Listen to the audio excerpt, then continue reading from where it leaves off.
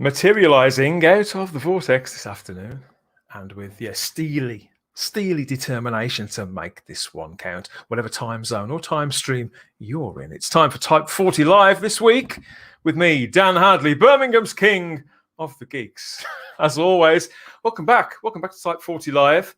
And yes, welcome back to the Spacebook. This is the best channel that you'd never heard of, and this is our Doctor Who coverage live to you, involving you wherever you're watching from. Could be you're on Facebook, for example, in the Type 40 Facebook group, or watching on the Type 40 Facebook page, or even being shared. We know a few people have been sharing the show lately. Very, very brave people. Don't mind being associated with us. Thank you so much. Wherever you are, drop us a comment. Let us know you're here. Let us know what you've had for lunch, whether that was any good. And yeah, thanks for all the questions last week on Ask Us Anything. The show went brilliantly. Who'd have thought it? And most of them were fairly clean. So yeah, thanks for that. We'll be doing it again, absolutely, because we have got questions left over. But we can't thank you enough for all the involvement there. We had a lot of fun. I think you did too. Speaking of fun, yeah, I hot-footed it back to the console room here because I've been watching the internet for the last hour and a half, because there were whispers, weren't there, that a big Doctor Who rumour was about to be announced this afternoon. So we were all a little bit braced. It was in the air, and it turned out to be absolutely nothing.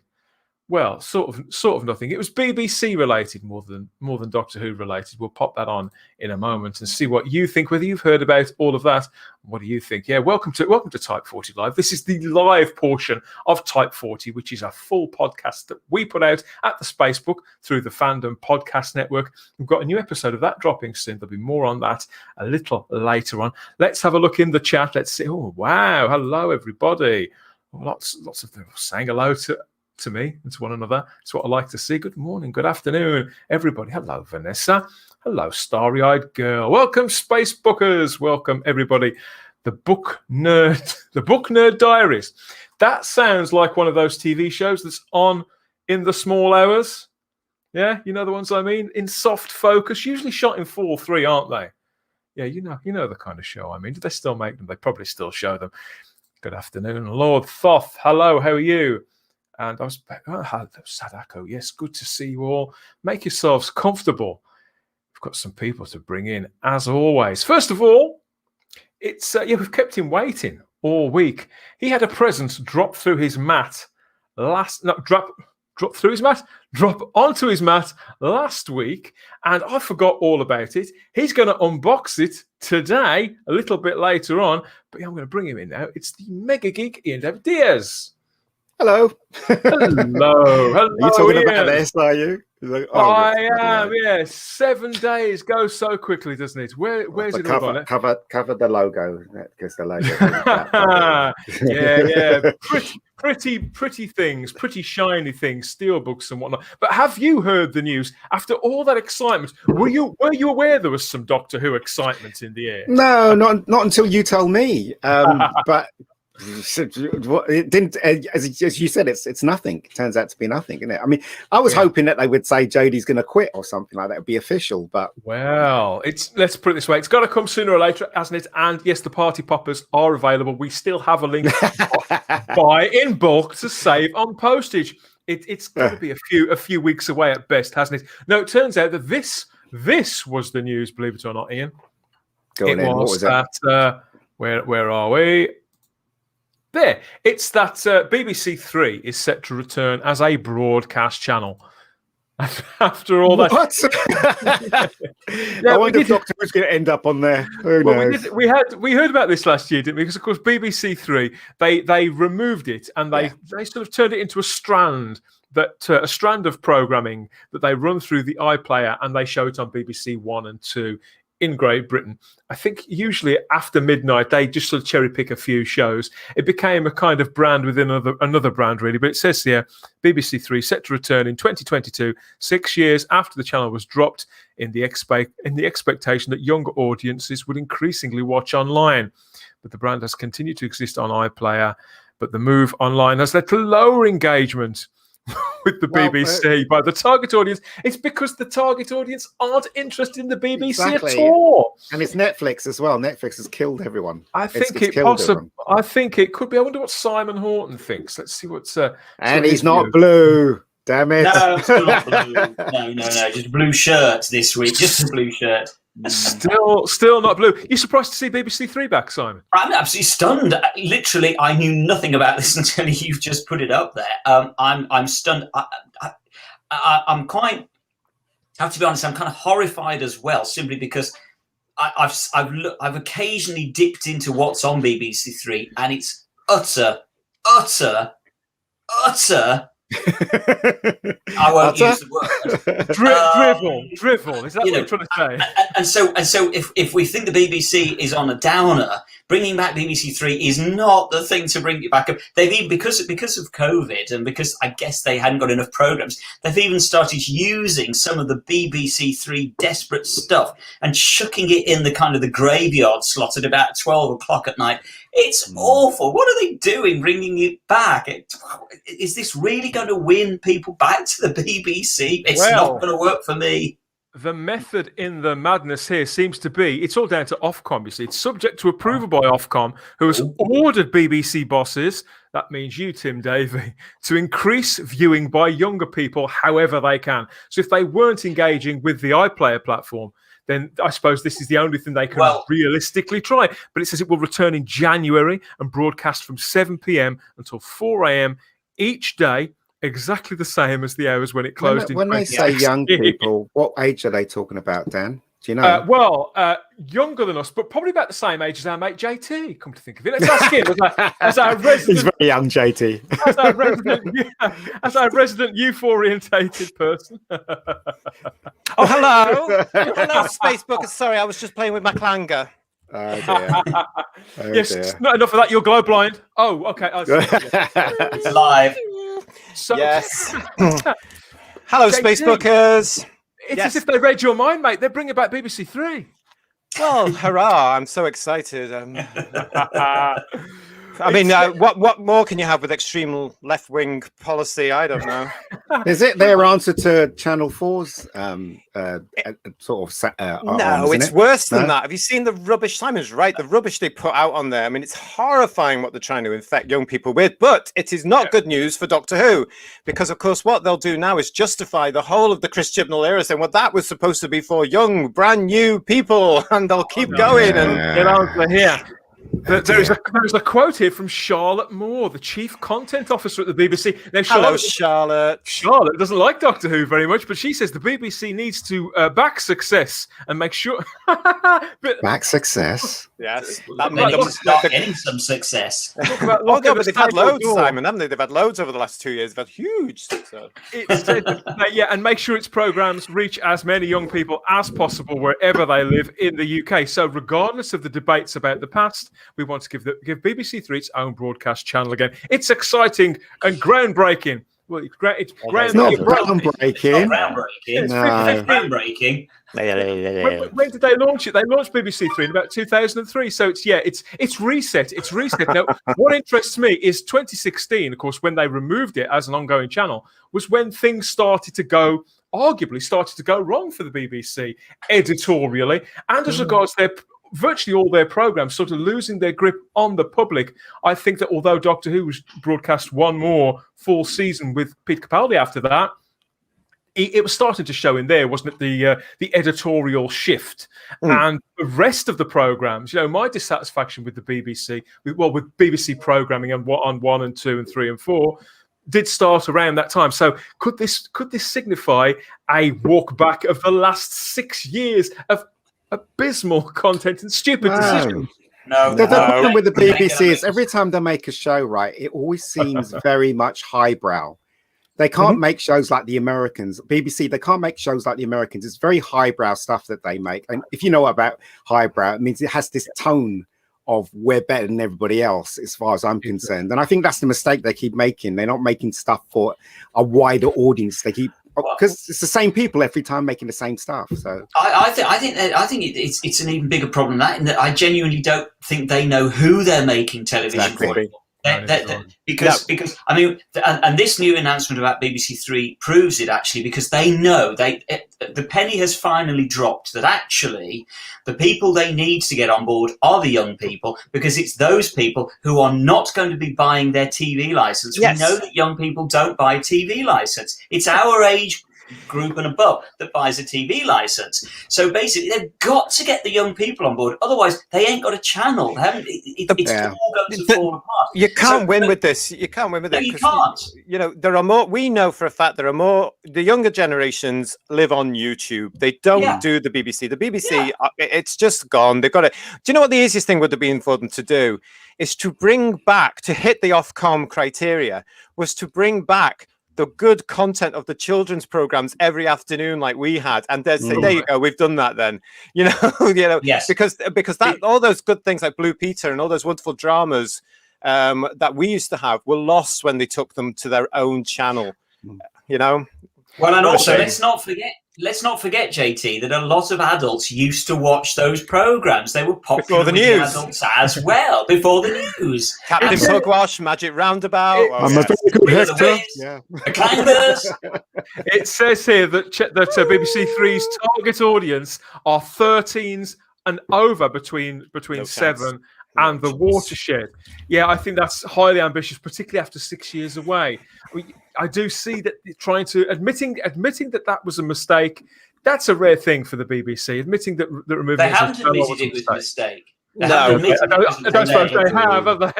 They've said it's an exciting opportunity to bring back a well-loved brand. That's what they've said. I do. The BBC, you're so funny, and you're still not getting any money from me. They still don't get it though, do they? It's a real shame because like you listen to JT, listen to Simon. It's obvious. It's so obvious what they should do, but yet they're not going to do it. It's crazy, absolutely crazy. There's Nikki. Hello, Nikki. Hi, Nikki. I want to say hi to Nikki. I know Nikki. Hi, Nikki. He's watching. Hello, Nikki. He's watching Rent a Ghost at the moment. Not literally at the moment, are you? Well, that's because he's weird. The Doctor Who fan. I mean, we all know that the BBC don't understand their audience at all at the moment. No, they don't. So understanding that particular proportion of the audience is next to impossible. It's going to be like deciphering the sound script. Whereas what they should be doing is concentrating on the demographics in the audience that actually do want to be reached out to. The younger people don't want to be reached. They're doing their own thing. Older people older than us, the very people who've been disenfranchised the most, and all those people who have refused to pay their license fee, they should be reaching out to them. Maybe give BBC Three to the over 60s. That's what I probably that's a good idea. Do you know what the easiest thing to do is? I mean, get rid of demographics and just provide entertainment for different people like they used to do. I mean, we all grew up on children's television, which included Blue Peter, Jack and Ori, Rent a Ghost, John Craven's Newsround, Swap Shop, Saturday Soup. These are classic children's television shows. We know that now with hindsight. We didn't know it when we were watching it, but with hindsight, we knew that's classic television. Grange Hill. All these wonderful shows came out. That was for the kids. Then we had the news. We had dramas. There were all sorts of, and they were just, no, it doesn't work like that. But that's the key, isn't it? If you want to have an audience, you provide entertainment. I think it's harder than that. Ages. Yeah, I understand, but it's really hard. It's much harder than that because today's audience is completely it's alien to me, even as a filmmaker. So it must be incredibly, almost impossible for these people at the BBC to find out what they want. That's my point. If you did a variety of different shows for different, that's the point. Someone would come to, and that's what they used to do. If you didn't like Morecambe and Wise, and that wasn't heard of, you can watch Are You Being Served. The variety is not there now because they're so busy going, we must produce a program which is for this labeled community or that labeled community or that, or we must be completely and utterly inclusive and diverse, and therefore you lose the creativity. But also, I'll go further. I'd say hire real talent. Don't keep hiring the same people to make the same shows because you get the same bland show, the same tone. You need to go to the tree and pick the apple, not go to the basket. What was that hashtag we talked about last week, Dan? Hashtag something talent. People of talent. People of talent. Hashtag people of talent. Scroll it up. Scroll it up. Scroll it up. People have asked me, how on earth are they affording this? Because, as you know, the BBC, they're pleading poverty at the moment. I would imagine to restart BBC Three, they've probably taken an hour's wages off Gary Lineker for the year. more than pay for it. Well, we've got one of the youth audience here. He's put down his phone and got off YouTube long enough to drop in this message just to us here. I think they should create a BBC retro channel and show all the best shows from years gone by. That's young Derek Brady there. Good to see you. It's young Derek. They have. It's called. There's drama. There's the UK series and there's a BritBox. Yeah, BritBox. Yeah. Which you have to pay for, I believe. They're charging for it. Bloody joke, isn't it? How dare they? We've already paid for it once. Get off your high horse, BBC. Bugger off. I've got one more thing to run past you when it comes to this particular subject.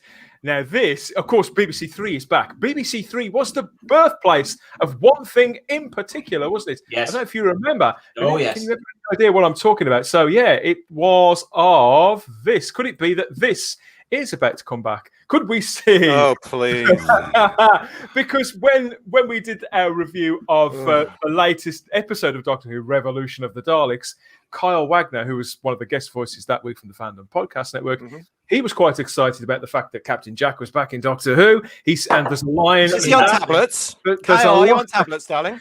There's a line in that suggests perhaps that Jack could be about to put the old gang back together and could be relaunching Torchwood. Now they maybe have a home for Torchwood if the BBC want to walk back the last few years. They should. Who's going to watch it? They're not watching the main show. They're not going to watch this thing they shouldn't do that, right? If they want to do a spin-off of Doctor Who, there's two that the fans are screaming for: a Romana show or go back to Paul McGann Doctor. I just want Doctor Who back, Ian. Let's get we Doctor Who all back want first. Doctor Who back. But if they're going to do a spin-off, that's what they should do. Not Torchwood. But the thing is with Torchwood, let's be brutally honest now. They're all quite old, the people exactly. Don't go backwards. Go forward. The under 20s are going to be interested to watch some old bloke who they can't even remember because he was in Doctor Who before they were born. No, it's not going to work. The last time they tried it, it didn't work, and that was Class. And it didn't work, and that's it. Class system. Ironically, wasn't that supposed to be at the youth? That's what I'm saying. They're so out of touch. They made Class, and if you watch Class right, it's not for any class. It's so crap. It's so rubbish. It's ridiculous. I watched one episode. That was enough for me. You know, they just got it wrong. Totally wrong. Ironically, I think if they hadn't have changed and moved away from a linear channel onto that sort of strand and had Class as the feature of an evening's entertainment, it probably would have done okay. And it would have. BBC. I watched it all. I watched every episode of it, and it got considerably better. It explains a lot. It couldn't get any worse. It wasn't a complete waste of time. There was something there, but it was. I'm not saying it was the right show to move BBC Three forward, but it was the kind of show that I think they were clamoring for. The BBC is a stubborn child. That's what it is. It's a stubborn child. It knows what to do, but it won't do it because it's so stubborn. But one day it's going to break. It's either going to die or it's even going to move forward. It's their choice. Okay, that's all I'm saying about the BBC. I can't remember Class. I saw one episode with Peter Capaldi, and it didn't grab me. Yeah, exactly. Same here. It's remember it. Connected. They made 8 of them, didn't they? They made around 8, and I'd say around episode 3 or 4, there was some good stuff in the middle. It's genuinely good, creative stuff. There's some great directors working on that who went on to work on Preacher for AMC, and people who do good work. And I still think that Patrick Ness is a writer, that he was the right man to have driving that show. Right. I haven't watched it since it was originally on. That's nearly 5 years ago, so I can't remember. I don't know this thing inside out. I don't know the nuts and bolts of it, but there was kind of something there. I think the beginnings of wokeness controlling everything. What a surprise!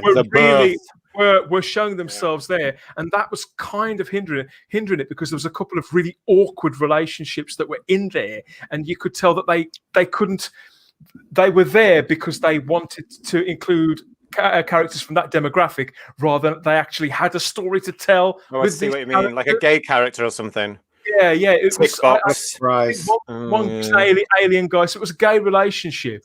but because they picked Okay. because they picked two actors who were both good-looking actors, and individually, you see, it was perked up a bit. I might watch it now. Individually, they were fine, but when you put them together, they got no chemistry. Oh, nasty. That's a shame.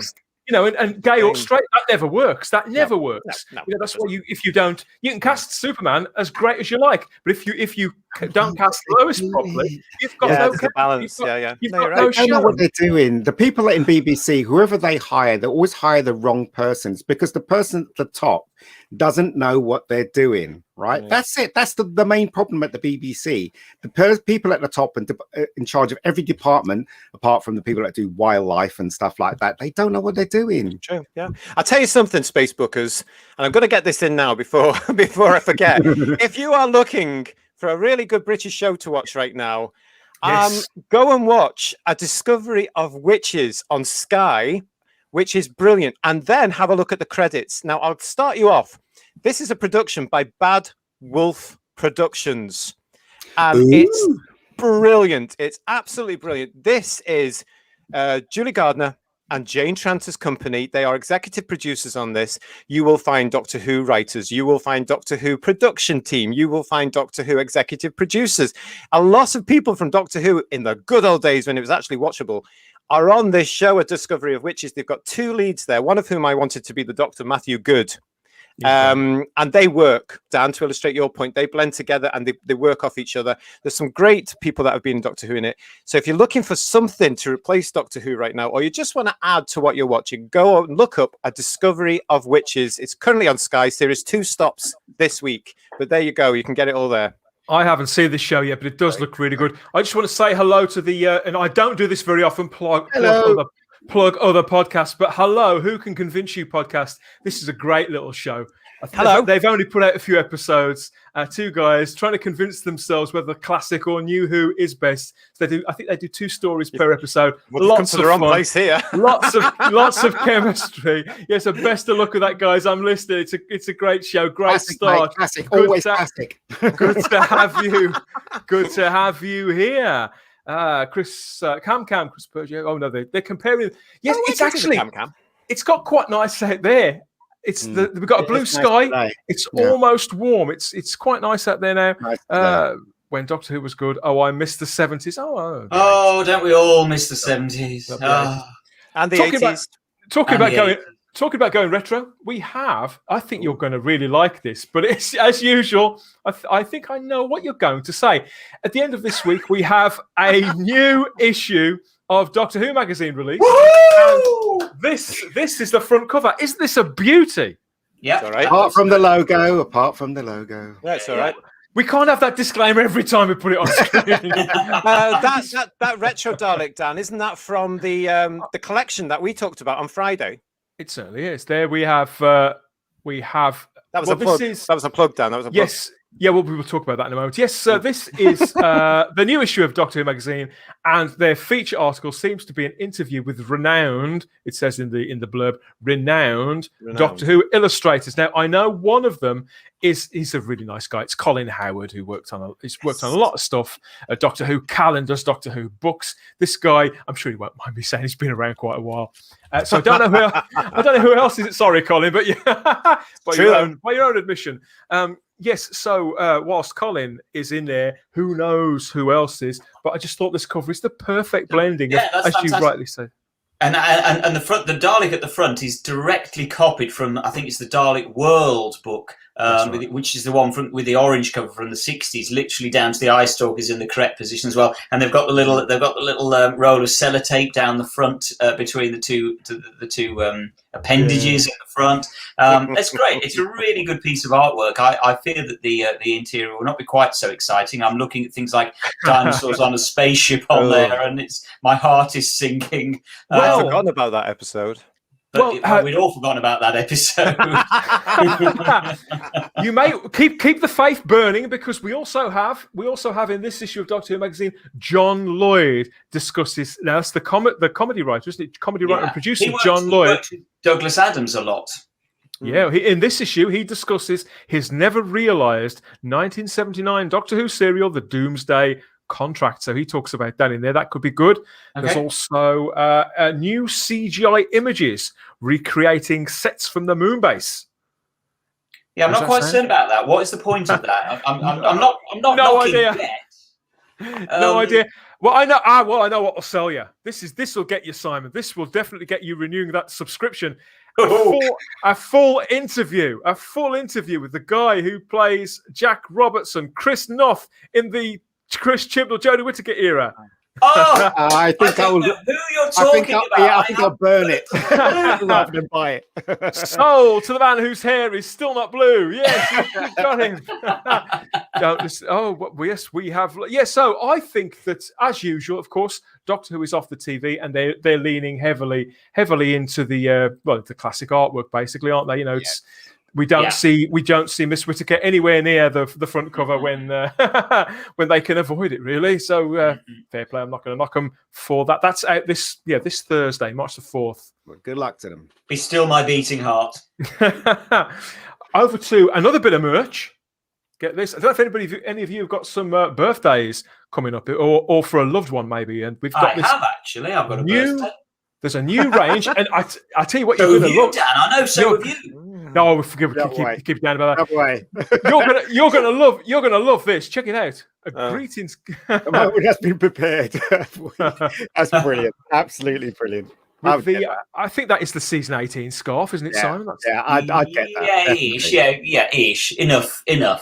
It is, yeah. No, it's not. The season 18 scarf was burgundy and purple. Well, that's what I'm saying. It is. It has got purple in it. The season 18 scarf has got purple in and burgundy, and so it's good meaning. Yeah, it's good meaning. Yeah. Well, what's that I hear? Oh, it's a barrel being scraped. It's part of a whole range of new greetings cards and homeware coming out connected with Doctor Who, and coasters and all that sort of thing. What does it in the card? Heaven knows. It probably says. Oh no, I can't say that. I was going to say something we were told the other day. I can't tell that story. It'll probably end me up in court. I'll tell you after. I'll tell Simon and JT. I'll tell you later. Remember that story that Keith told us the other day? I won't say that. So is this official, Dan? Is this kind of official BBC merchandise? It's official BBC licensed merchandise. Yeah. Really? I heard that they were bringing out yet another range of homeware. So how many sonic screwdriver spatulas you can get, I don't know. But, it's... And they're calling it... It's very oblique, this, isn't it? They're fighting very, hard. very oblique. It does look like... I just think only Uber Doctor Who fans would get that. Yep, it's true. But that's a nice card to send to somebody who's about to... You can send that card to somebody who's about to pop their clogs. No, it's someone's birthday. I want to know why it's got autumn leaves on it. Why has it got autumn leaves on it, please? I don't get a connection with the autumn leaves. There we go. Send it to someone that's all white with balls. Well, remember when he fell, Simon? When he fell, he landed in the leaves, didn't he? Underneath the. Indeed. Oh right, okay. That's one of the reasons why I equated it with season 18 and Legopolis. Yeah. Well, it is because it's the line. Yeah, it's obviously the line from Legopolis, but it just seems a bit random. I'm not sure as I can see many people buying it for Doctor Who fans, because if you're not a Doctor Who fan, you wouldn't know that it's a Doctor Who card. If you see what I mean. What was his last line? What was Tom's last line before? The moment has been prepared for. Yeah, it's that one. It's the end, but the moment has been prepared for. And that's it. Goes on now. We do have Starry-Eyed Girl in the chat. I think she sounds like she's got a sore throat and she's not feeling great. But you get well soon, Sarah. She's busy sucking a fisherman's friend right now. Oh dear. Trust JT to come out with something like that. Helps the throat. Huge Matt Smith fan. Vanessa says, even I can't defend dinosaurs on a spaceship. And Sadako says they have mixed feelings about Legopolis. Can you have mixed feelings about Legopolis? I can't believe it. We've got somebody called JT's Pants of Steel here. You ham-fisted Bond vendor. Farewell card. And Sarah says she does indeed have some Baileys. It's time from one mainstay of from one mainstay of Type 40 to another. It wouldn't be a Type 40 live in the current climate of uncertainty, yet borderline excitement. We can't really commit just yet, can we? Without our pick of who is out there, whose name is out there as a possible Doctor number 14 It's at the JT. moment. Male or female, British or American? What's it going to be this time? Well, here we have. Here's the answer. It is the British actor Tom Rosenthal. It's the Doctor. Really? This Never heard week, of it. according to the Daily Express. Now, Tom's name was everywhere when Peter Capaldi left. And this is an actor. He's the son of Jack Rosenthal, isn't he? Yes. Yeah. He's So a he's got comedy. he's got to be an actor purely on the strength of his talent, obviously. Then, Well, he's really good in Friday Night Dinner. He plays one of the sons in that. He's been in that for a few years, and he was also in. I hate to say this, he was also in Broadchurch, I believe, playing. He's a straight actor as well. He's not I actually. like Broadchurch. He's not actually He's not actually a comedian. He is a proper actor. But yes, it does say here in the Express that his name is coming up again and again and again, and all over Reddit. He looks doctorish. I'll give him that. He looks a lot more doctorish than, say, Jodie Whittaker, to pick somebody completely at random. Well, that's straight in the barrel, isn't it? I mean, it's not hard to be better doctorish rather than Jodie, is it? I would reserve judgments until I've seen him, but I mean, he looks doctorish. I'd buy that as a doctor, personally. Nah, I'd love to see him audition because he's a very versatile actor. And I what think else has he been in then, JT? Oh, I saw him. What have I seen him in? I saw him in something which you're testing me now. I saw him in something which was World War I, World War II thing, and I quite like war films. And he was in one of those, and he was very good in that. I can't remember the name of it. No, that's going back too far. Guns of Navarone. Really too far. He's quite young. He's in his 30s. 1941, whether it is 1940. He's around. He's in his early to mid 30s, so he's older than he looks. He's been around a little while now. Friday Night Dinner's been running for at least 7 or 8 years. Oh no, it's been running for 10 years, isn't it? It's the 10th anniversary this year. Daniel Leach says he looks like a geography teacher. Yeah, he does look like a geography teacher. Exactly. I'm sold. Sadak. I won't say what Sadak has just said. He's a very theatrical actor. He's done a lot of theatre. Well, we have a quote from Tom.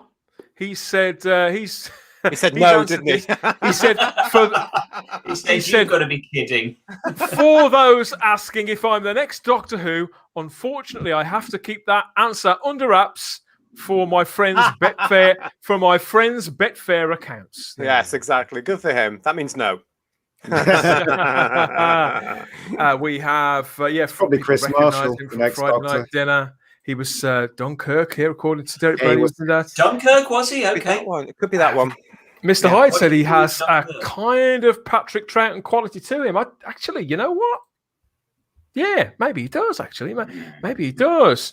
And Sarah says he was in Plebs. Oh, and Plebs as well. Yeah, I used to love that, Sarah. That was quite funny. No, never heard of Plebs. This was I think it was Morpho or something like that, Simon. It was a comedy set in ancient Rome. Got approval there. Sorry, Darren, are you just being rude now? Are you calling us Plebs? Is that what you're trying to say? I like Darren's hat. Yeah. Darren's such a cool bloke, isn't he? He does a good line in hats, does Darren? He does. I like hats. I might start wearing hats again. Speaking of here and now, and we've had the greetings cards. Believe it or not, JT, well, actually, you probably won't like this, but believe it or not, the calendars have started appearing. We have the first Doctor Who calendars for 2022. These are for the American punters, market. Yeah. The American punters only. We've got the 2 American ones there, and we have now the one on the right. I'm not so keen on. They are. I tell you what, they're nicer designed than the ones that have been going around the last 2 years. They're not such generic pictures, and I don't know who the artist is. I think it could be Mike Collins on the one on the left with all the Doctors on, which I do generally approve of. I'm just not so keen on the person stood right at the front. But yeah, at least it looks a little bit different to what we've been used to in the last few years. There, take it away, please. Yeah, enough already. Yeah. So Americans out there watching, you can get that to whack it in your kitchen. How about that?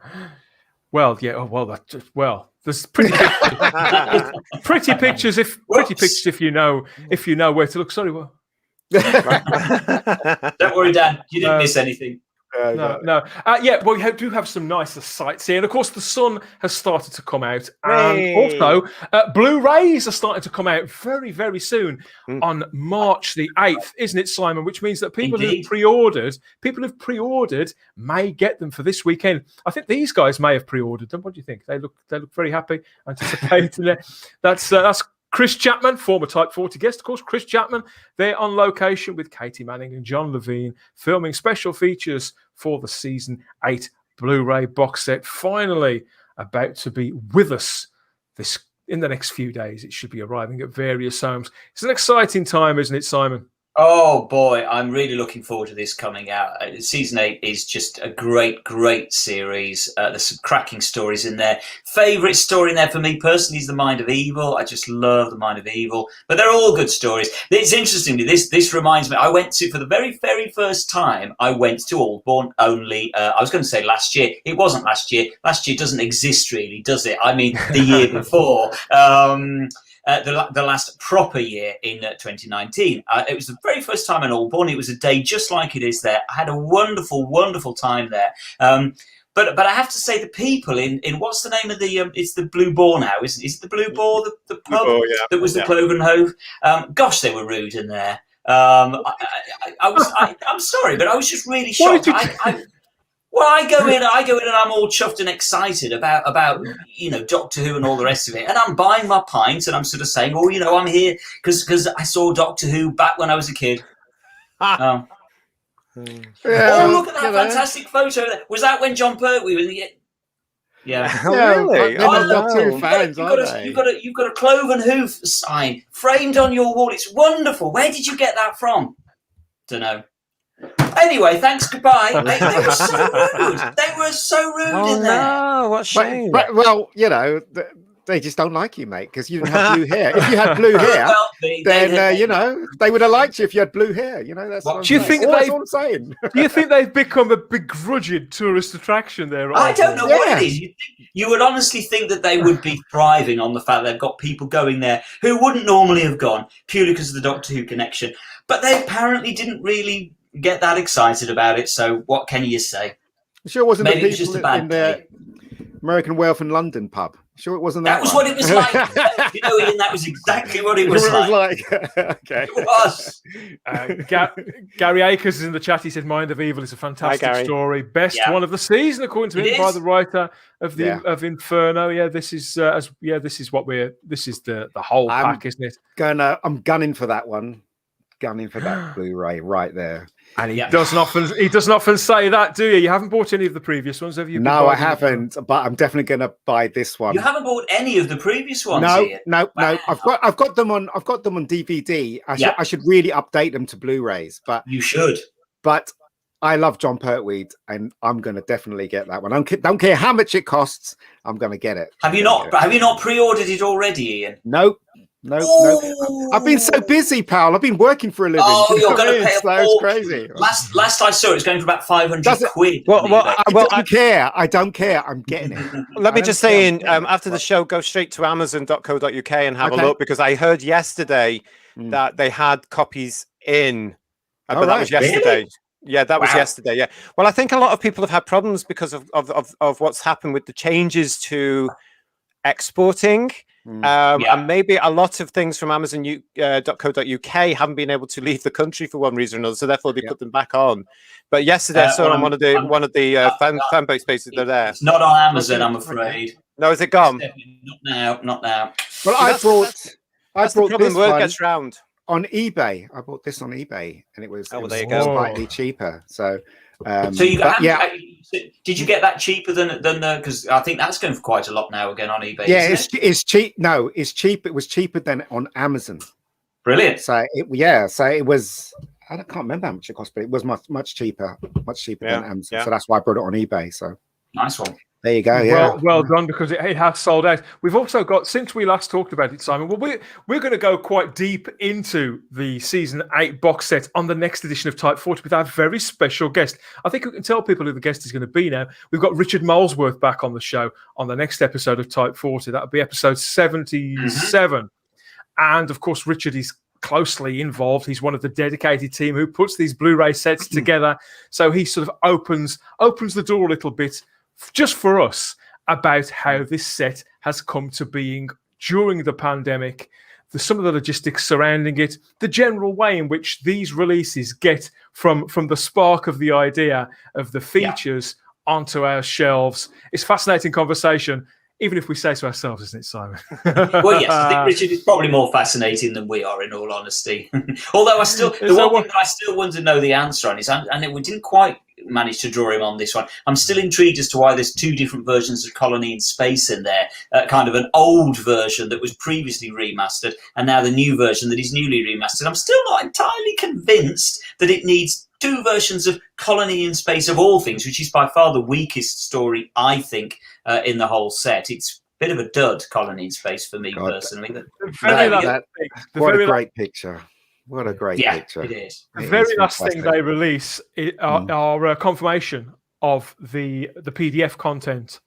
Everything that goes on these releases. You say there's 2,614 pages worth of PDF content. If you get a closer look there, there's all the camera scripts, production document archives, radio times material, story breakdowns for proto versions of these stories. But you also get in this set the 1971 Kellogg's Sugar Smacks Doctor Who promotion, 28 pages worth of that. Yes, Ian, you can't wait, can you? I can't.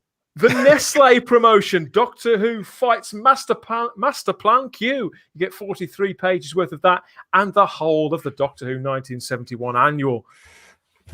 Incredible achievement of putting these together. And yeah, Richard tells us not all about it, but enough about it to power a good 90 minutes worth of conversation on the next Type 40. But well, if you're looking forward to this release as much as we are. Yeah, Ian, I'm glad you finally pulled the trigger on one of these.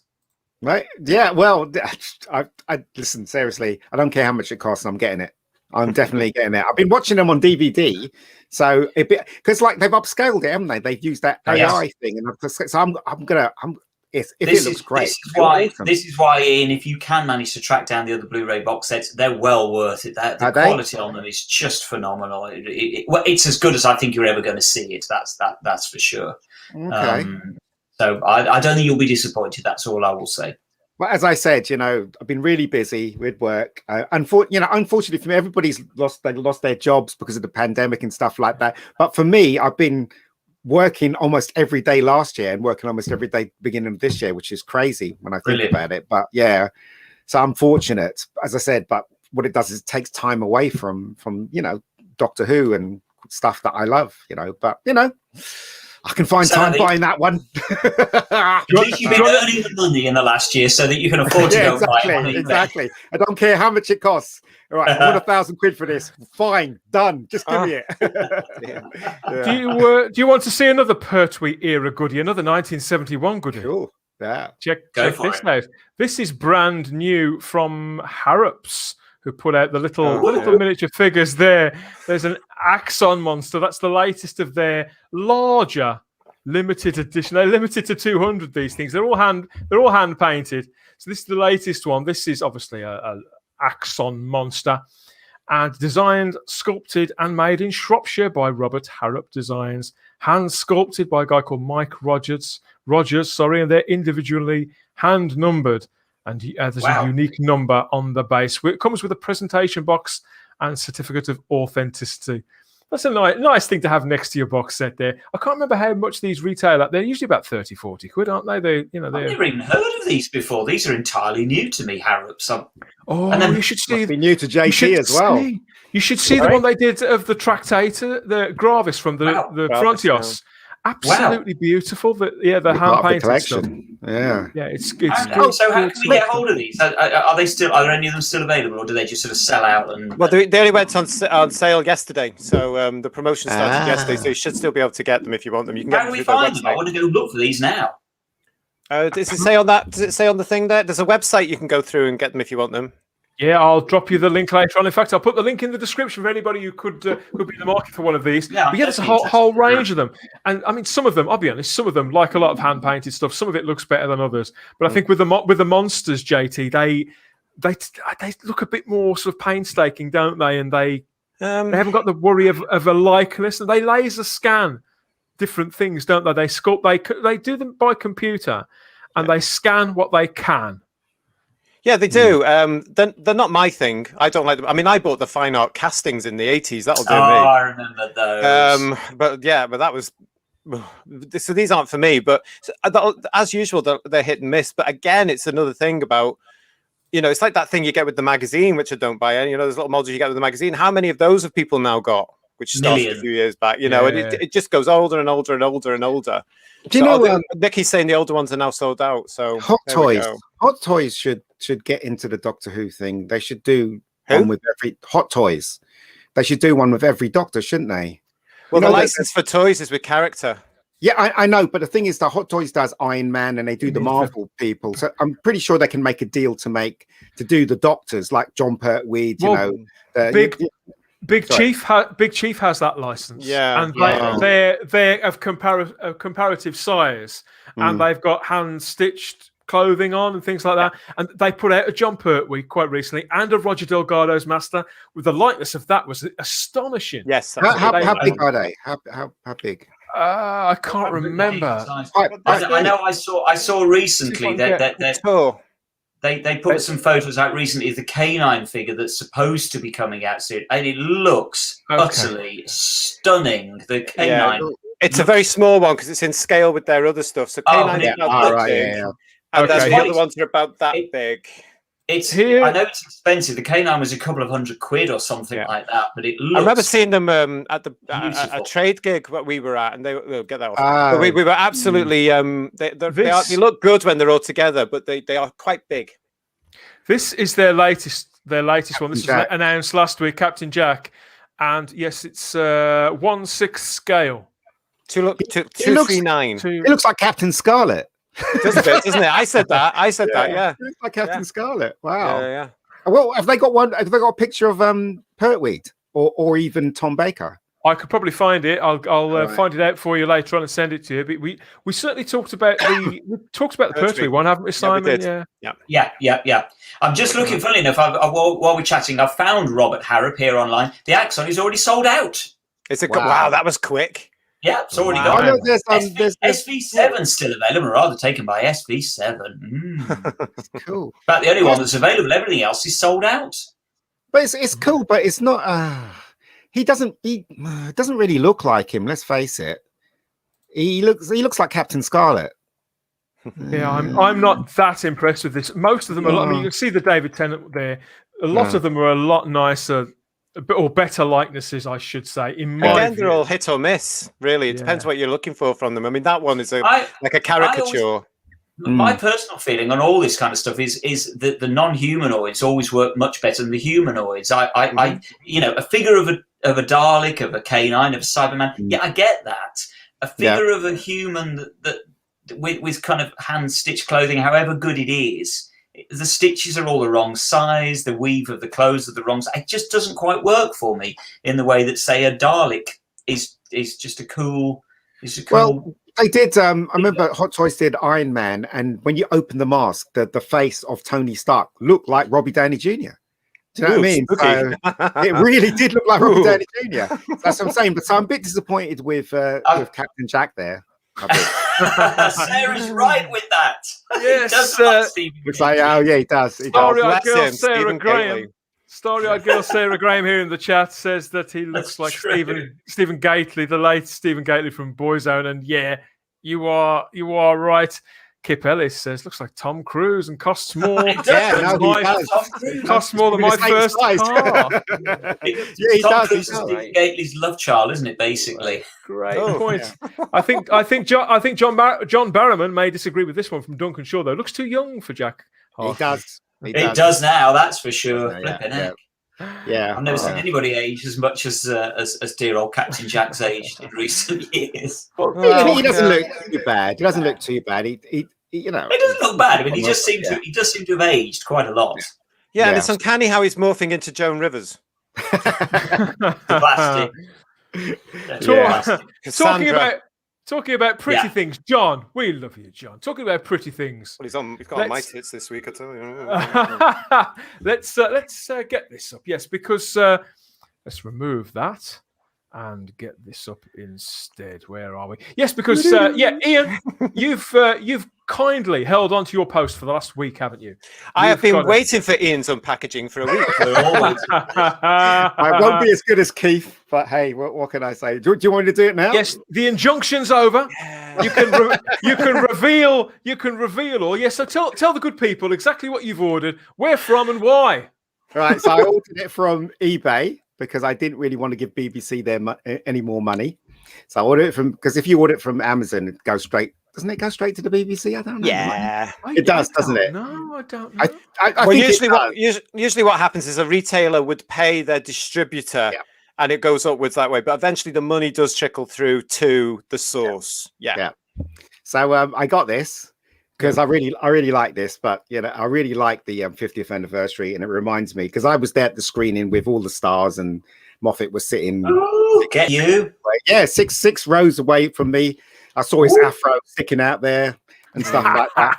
And the most amazing thing about the screening was that they never had any bodyguards or anything like that. They were mixing with it was just mixing with the crowd, and the crowd were very respectful. They didn't steam up on him, and ask him more questions and stuff like that. And it was a even though you were in, they saw you were on. That's right. Wouldn't happen today. No, but that's what I'm saying. It was fantastic. This reminds me because Keith was part of BAFTA, and he invited me to go to the screening, and I loved it. And but even though Keith's not a Doctor Who fan, he liked it too. But anyway, this is why I got it, because I think it's a great anniversary. It's a shame didn't have Chris in it or Paul in it. They had John in it, but John was okay. Do you know what I mean? So yes, I shall unwrap this now. Please do. In fact, let's get a close up on Ian, close up for his big moment. Just hurry up. Wait a week. All right, hold on. Okay, right. So I'll take the plastic off. There we go. Plastic. Ooh. There you go. Look, there you go. Look at that cover. Lovely. Look at the way it catches the light, Ian. Look at that. Look at that. What the hell? And then I'll take this little thingy off, whether that is. It's gonna. Yeah. You take that Docking. Just slide it off. Slide it out. It's a docking station. It's at the back as well, isn't it? Yeah, correct. Back? Oh yeah, gotcha. Okay, sliding out. Oh shit! There's stuff. Don't drop it. Whatever you do, there's stuff in it. Steelbook. What stuff's in it, guys? This is going to make you feel sick. Go on. Right, so this just fell out of it, which is really cool. Oh, that's quite nice. Yeah. What is that? What's on the back? What's on the back of that one? What is that for? What does it say? It's telling you what's on the discs. Disc 1, disc 2, right, okay. disc 3. So that's cool. Because this is very handy for me, Ian, because I am never opening mine. All right, okay. Hold on. Let me. Any information on that Jodie one? No, I don't want to know. Anyway, so this is the back. Lovely. That's absolutely beautiful. Very nice. Very nice. And it's this a is the shine on it. Lovely shine. Yeah. Well, spine. Luster. Spine. Ooh, I like that word. Very nice. Is this your first Steelbook, Ian, or do you buy them for? Have you bought other Doctor Who ones? Do you buy movies? Do you buy? Yeah, I do. I mean, this is not my first Steelbook, but it's the first Doctor Who Steelbook, definitely. But I'll open it now. Hold on. Hi, Daniel. Look at this, man. Look at this. This is awesome. Whoa. Very nice. Now, hang on a minute. Can anyone remember? Are they the same pictures as the previous Blu-ray edition? I don't know. No, I didn't have it. Never had it. Well, I can't be bothered to reach over to the shelf there. So if anyone can tell us, no, the original ones carried on the motif of the moment, the wooden box. So they did, yes. So these are different. Lovely. So there you go. The one on the right, disc 2. I love that photo on disc 2. That's magnificent. Love that. Yeah, look. Right, so, and there's another disc behind this one. Yep. Oh, no, there isn't. Yes, there is. I know there is. Yeah, there is. Should be. Hopefully there is. Oh my god! Oh my god! Oh, the 2 discs. Hello. Let's turn this one around. I love that they put David Bradley and the girl who played Susan, Caroline Ford on Very there. good. Very nice. That's Space and Time, which is cool, which is on this disc. And we have disc 2 is the Day of the Doctor. Disc 3 is the Time of the Doctor. Yeah. And disc 1 is the Name of the Doctor. So, freaking awesome. Very I good. mean, it's Very good. well worth getting. Well worth getting. Yeah, I would agree. I have it as well, Ian. I will be opening mine. I haven't opened it yet, but I will definitely be opening my copy of that. I've bought that. I have to be honest, I'm not a fan of the 50th anniversary in the slightest, but I do like Adventure in Space and Time. Yeah. So I wanted it for that, and it's got the 5-ish Doctors on as well, hasn't it? Which it's worth the money purely for the 5-ish Doctors. If you don't like this logo, you can just kind of do this, scratch it out, and then it's gone. I hate to point it out, it is on the spine. Did you know? Did you know though that there are enterprising and creative people out there who create? Well, yes, these are what the spines all look like. Are they? No, I haven't got that. Oh, hold on a sec. I've got a picture here.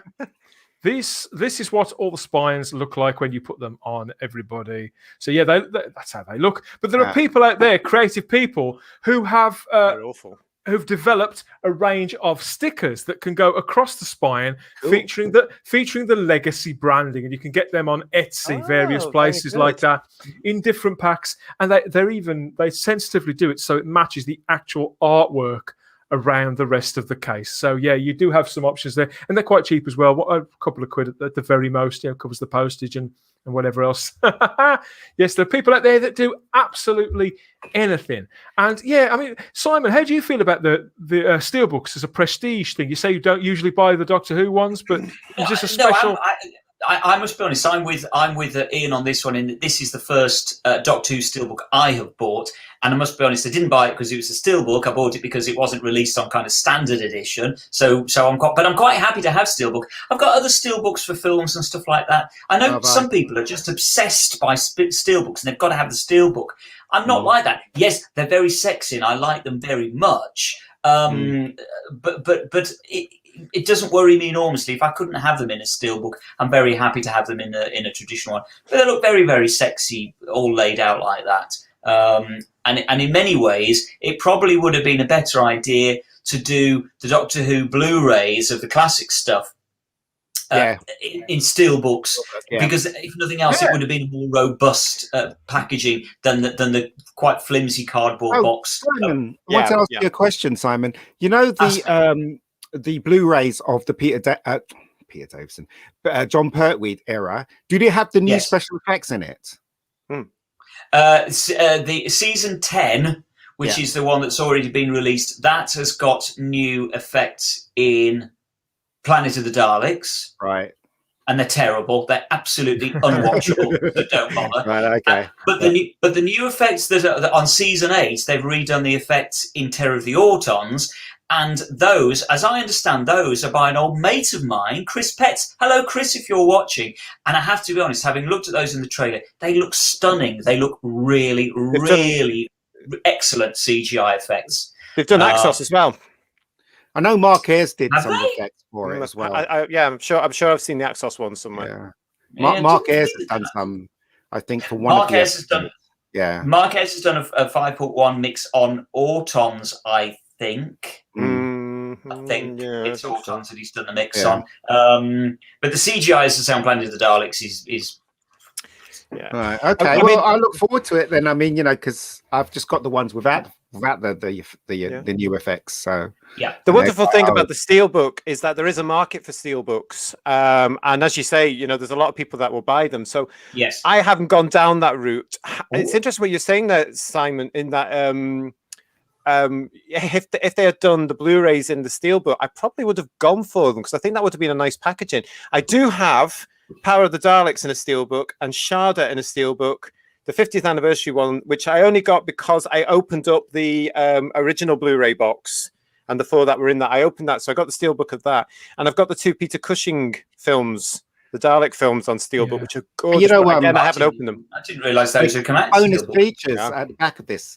It's got Night of the Doctor, Name of the Doctor, behind the scenes, then Doctor Who, the Ultimate Guide, behind the lens of the Doctor, script to screen. It's got loads of it's got loads and loads of stuff on there. We need to know about that. Is Nikki Smalley in one of these documentaries? Nikki Smalley, we need to know more about this. What is the doc that you pop in at, and where are you so we can go find you? Farewell. We need to know. We also say that didn't Richard say that he wasn't Richard Molesworth didn't he put together the Ultimate Guide documentary as well? I think he talks about that on a podcast, doesn't he? Yeah, I think he did actually. Doctor Proms. It's got Yeah, yeah. I mean, the Oh, I brilliant love thing about Prom. the brilliant thing about the Steelbook you've got there, Space Bookers, is that if you miss the original Blu-ray set in the Moment box, all the details there have been transferred onto that Steelbook to give you another chance to buy that. There's only a couple of extra things on the Steelbook that did not appear on the Blu-ray, I've noticed. So if you missed out on the first release and you can still find the Steelbook and you want the 50th anniversary back catalogue as well, go and get the Steelbook now before it disappears. I think it's gone. I think you're already too late. This is worth it. This is worth it. I mean, even though I have a Fantastic problem with the actual film itself, because obviously Paul and or Chris wasn't in it, it's the amount of stuff you get. It's worth the money. It's a nice package, that one. Yeah. I'm not a big Steelbooky person. Actually, there's somebody in the chat earlier on mentioned this. The early Steelbooks that I saw, a friend of mine he's a major collector of DVDs and all home media. Martin, he could be out there actually. Hi, Martin. And he's had them for quite a long time. I'm talking since they very first came out. But I know that he used to have a problem where they would scratch really, really easily. But apparently they've coated them in things now, so they don't scratch as easily now, the Steelbooks. So that's one of the reasons why I've bought a few. Like you said, JT, I've got that Power of the Daleks one from the original release, 2016-ish. Got a couple of other movies, a couple of Doctor Who ones, but generally I go for the plastic boxes. But in this instance, JT's Pants of Steel here, Darren Bradley says, nice anniversary Steelbook, first time on Blu-ray for Adventure in Space and Time. So that's the thing, it isn't. It was in the original box with the Moment box. It's over there. the reason why I've bought this new release is because I have the original one, the Moment box, and I don't know if you remember this, JT. Mine, I also opened mine and I've watched it and all the rest of it. But not that long after it came out, they had one of those things where lots of fans wrote in and said, "Oh, Day of the Doctor, it's in the wrong frame rate. You've sped this up. This doesn't look how it's supposed to look." And so they rolled out one of their disc replacement programs, and they reissued it. So if you sent in your original discs, they sent you out a fixed version to so like for like sort of thing. Now, Really? at the time I was knee deep in a whole load of things to do with work and my personal life, and I thought to myself, well, okay. At the time, I was watching all the content in it quite a lot. I'd had a similar thing where there was a Fault on the Hand of Fear DVD. It took them about 5 months to send that back to me. So I thought, if I pop this in the post, I've lost it for 4 or 5 months, maybe longer. I hadn't really got time to dick around with it, so I never bothered. And I kind of don't say the R word, Dan. I regretted not doing it because I thought, well, here I've got something that's not the correct frame rate. So I thought, okay, well, this is my excuse, JT. This was my excuse to double dip on this for the nice packaging. Well, listen, I'll tell you something very interesting. I say to myself, I've now got it on both frame rates. Yes. So I'm fine. I'm like you because I've got the wrong frame rate in the Moment box set, and I thought I can live with it. I'm not that fussed. Okay. So I didn't bother to go through that route of going through it. But I've also got it because when I tend to go to watch Day of the Doctor, I watch the 3D version because remember there was a single case version of the 3D version of Day of the Doctor that came out on Blu-ray and DVD. So I watched that version. And then just a couple of weeks ago, I mentioned on a Facebook page that I had that edition, and somebody in America has offered me £250 for the Moment box set. Wow. Now I've said no because I want more money for it. So if anybody wants to bid, no, I'm kidding. I'm going to keep it, but £250 because apparently now, Dan, it's a collectible. Of course it is. Of course it is. Everything's collectible these days. I'm just looking. If you fancy this Steelbook that we're just talking about now, that's going to set you back about £50 on eBay now. Woo! It's already up to about £50 on eBay. I know what So they mine's do. 250 if anybody wants. No, I'm kidding. When they do Blu-ray, if they record it at 24 frames per second, then it's cheaper to do it at 24 frames per second. And my film that came out on TV, that came out on Blu-ray, right? Let's get the plug in. What's your film called, Ian? Oh, Bad Day, right? And I directed this, right? It came out on Blu-ray, but they recorded it 24 frames per second, and it's a lot slower. Oh, how annoying for you. They didn't care. They just Is that on Steelbook? No. Not yet. Okay. Not yet. Yeah. Not yet. We'll get it to cult status, and then they'll bring it out in a steelbook for you. Get the Indiegogo campaign. They do it. They record it 24 frames, and you're like, "Well, there's something wrong with this," and that's because it's cheaper. I'm just telling everybody because that's why they do it. So, but anyway, whatever. Yeah, it's interesting what you were saying, Dan, about the coating on the steelbooks there, because that's why most of mine are still in the plastic. Because my sister has hi, if she's watching, my sister has the original steelbook for the Terminator movie, and it's scratched to hell. Scratched to hell. I've got the steelbook for the Terminator 2, and that's all gone rusty. It's literally gone rusty. Hey, I'll tell you something that reminds me of some. Do you remember those Doctor Who VHS tins they did back in the 90s? Yeah. Like the Cyberman. My original Daleks one is rusted to hell, and it just sits on a shelf. And the TARDIS one, that started to. What's going on there? And it's just outrageous. It's funny you should say that because, looking back across the legacy of Doctor Who, I mean, we've always been treated to some really quite nice box sets and collectibles. And that Dalek set, as well as the iconic TARDIS-shaped one that we all see, we see that in Doctor Who magazine. It's this one that you're talking about, isn't it? This is the one. That's it there. But that one's cleaner than mine is now. Mine is full of rust. And you know what? I did get mine out quite a lot every couple of years and make sure that all my tapes were okay. Yeah, I've always done that. And then around 18 months ago, I went up into the loft to rearrange things and to take, because I wanted to get some things down for a video that we were making, actually, Simon. So I got everything down. I opened up my box with the TARDIS tin in. The TARDIS tin is behind me now. And with this in, and just like yours, JT, mine went from being immaculate. The following year to being covered in rust. Same story for me, and yet mine was wrapped as well. It was wrapped in tissue. Yeah. So would WKD40 wipe it off? Spacebookers, let us know. Send us a comment and tell us what gets rid of rust but won't affect the tin. When I look at those VHS, it makes me. Will, JT. I had a load of Who on VHS, and I threw them all away. It just makes me feel sad. Well, don't worry about it because they're worth zilch. They are. Oh, really? The VHS tapes are worth zilch. They won't sell at all. A full collection of Doctor Who VHS, you can't give them away. They are terrible. They sit in plastic boxes, and don't worry about it. I'm not missing any. Same with the DVDs, by the way. Spacebookers that are trying desperately to get the Region 2s. If you're thinking of just getting them for anything to do with the future, not going to work. Get the Blu Rays. Talking about, I've got a couple more comments here. Talking about the VHS, you've got Hammerite here from Derek Brady. That might sort you out, Hammerite. Yeah, maybe JT. I'll try it if you will. No, well, we need this live. We need this live next week, don't we? Yes. Oh, yes, that's a good idea. Yeah, we're going to talk more retro. See me cry if it goes wrong. Exactly. We're going to talk more retro home media for a little while when we come back. But yeah, we'll see you back here after the break. Enjoy.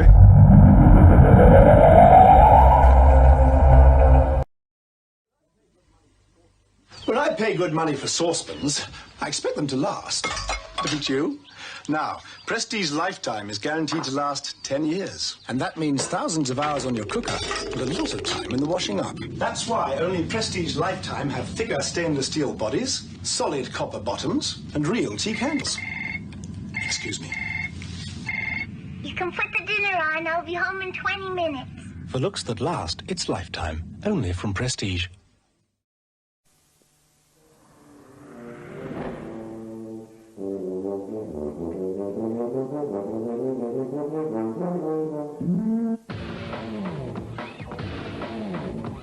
Smash hit, 100% pure pop.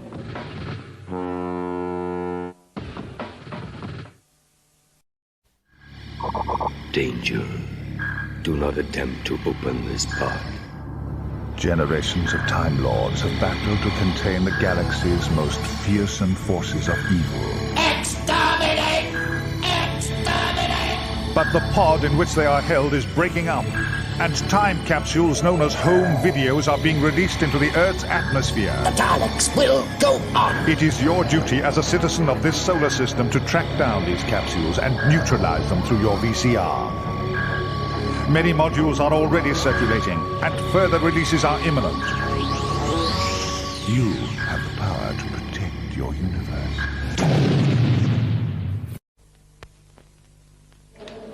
This is a great drop of coca-leaky, Hamish. Aye. She was a fine wee bird, was her. It's the best soup I've ever tasted. Aye. She never let us down, even to this day. I miss the eggs, though. What Hamish doesn't know is that his wife uses Knorr stock cubes. Simply pour boiling water over a chicken stock cube, and you have a delicious meaty base for cock-a-leaky soup without the bones. Oh, it's how she would have wanted it. Aye, I suppose.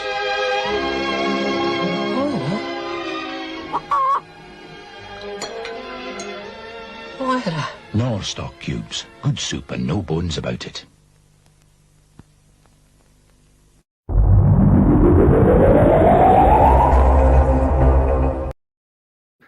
Everybody likes a bit of cock-a-leaky, don't they? I remember that Peter Davison advert. I remember that advert. Yeah, it's my one God. of my favourites. I remember. You know, so well.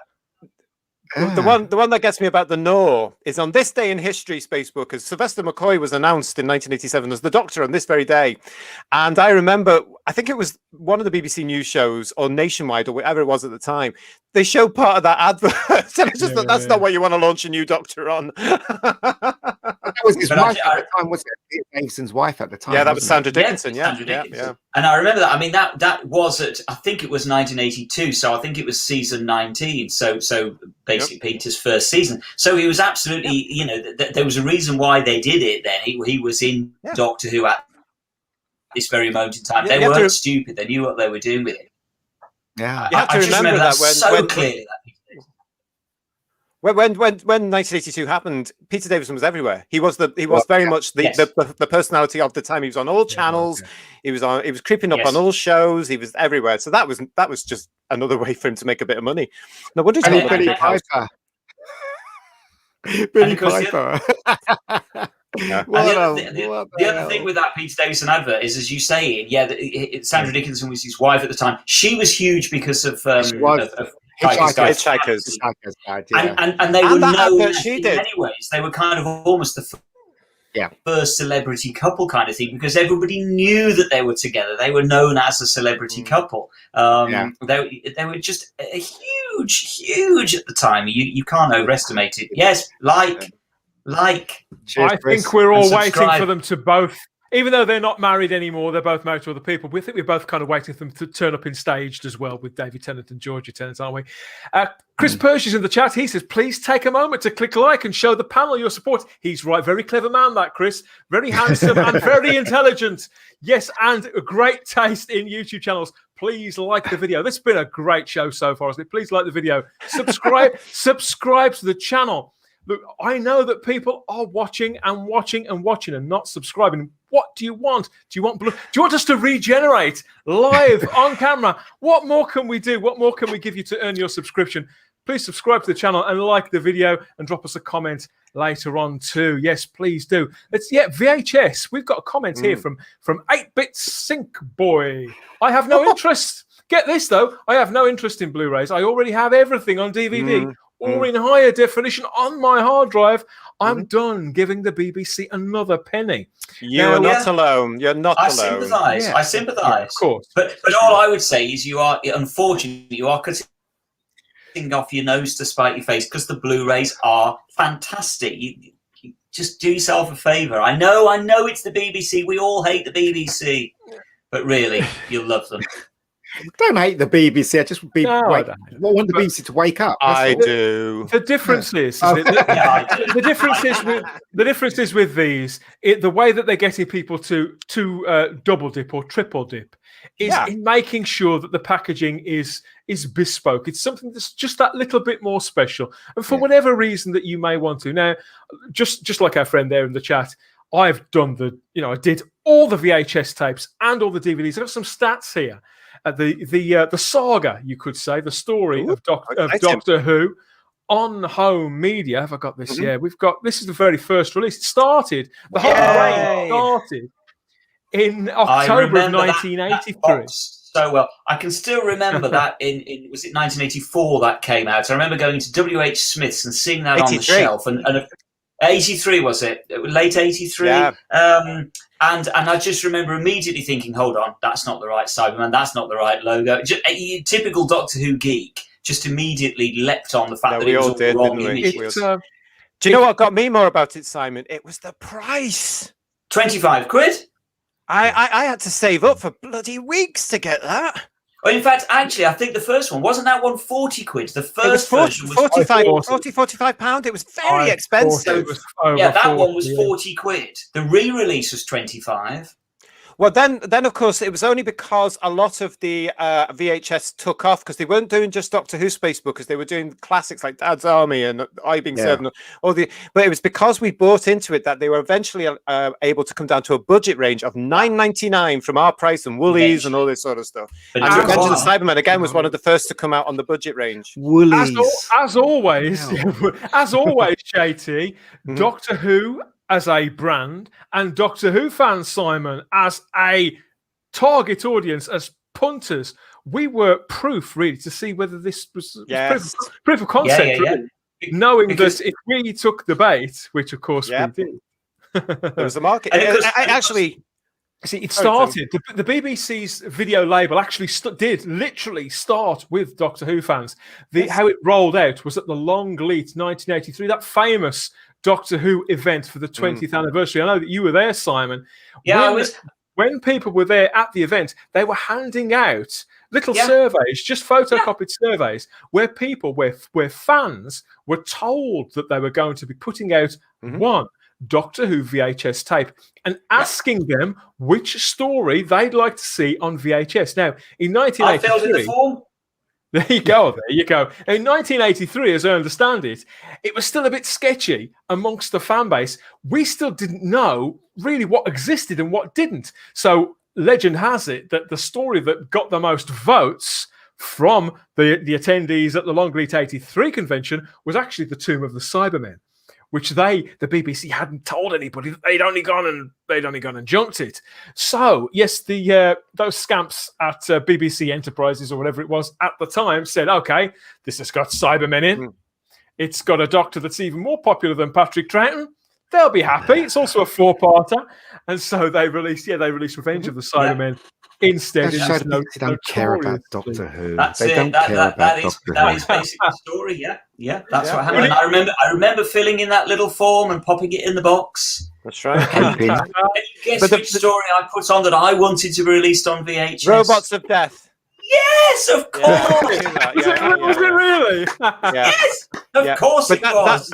That followed in the budget range fairly shortly after, because I think Robots of Death was the second. I remember hearing the myths. That was the second one. That but they knew they were safe with Tom because it was still close to his era, and we were all coming. But it's amazing that the VHS range did set for BBC Enterprises now studios the bar, because what happened in 1999 was exactly the same pattern, except the first Doctor Who DVD pilot release was the 5 Doctors, and it was part of a batch of 5 different genres from the BBC to see, will DVD sell? And the Doctor Who 5 Doctors was the biggest selling DVD at that time out of the 5 range, and then that spawned on the whole range that we can get today. Yeah. The 90s was an explosive time, obviously, for home media generally. As soon as they got it down to an affordable level of originally it was $9.99, not just for BBC, but generally for sell-through videotapes in the UK. As soon as they hit that $9.99 price point, the floodgates opened up. Punters, the customers, were quite willing to pay that amount. It was seen as a reasonable amount of money, and labels, big and small labels, popped up everywhere, going into all sorts of genres, like you say, lots of archive material, nothing that was too deep dive, but shows that people loved and hadn't seen at that point for a few years. Stuff like Rising Damp turned up on the Thames label. And you've got lots of BBC shows. Fawlty Towers sold amazingly well. So did Hancock. So did Dad's Army, all those things. But they did kind of cherry pick. There was no such thing as a complete set of anything then. I think Doctor Who got served the best, really, with this sustained pattern of releases. We were very lucky.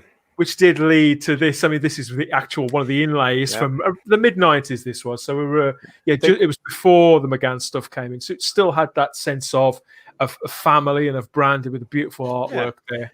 They did make mistakes. Let's face it. I mean, at the very beginning, they mashed episodes together, so 4-parter became one big movie type thing, and they did edit them. The Brain of Mobius was edited to hell, and they did make mistakes. But that actually was something that they were very. When new teams came on board through the 20-year period that these videos were released, they actually re-released original ones. So we had to go back and buy them again.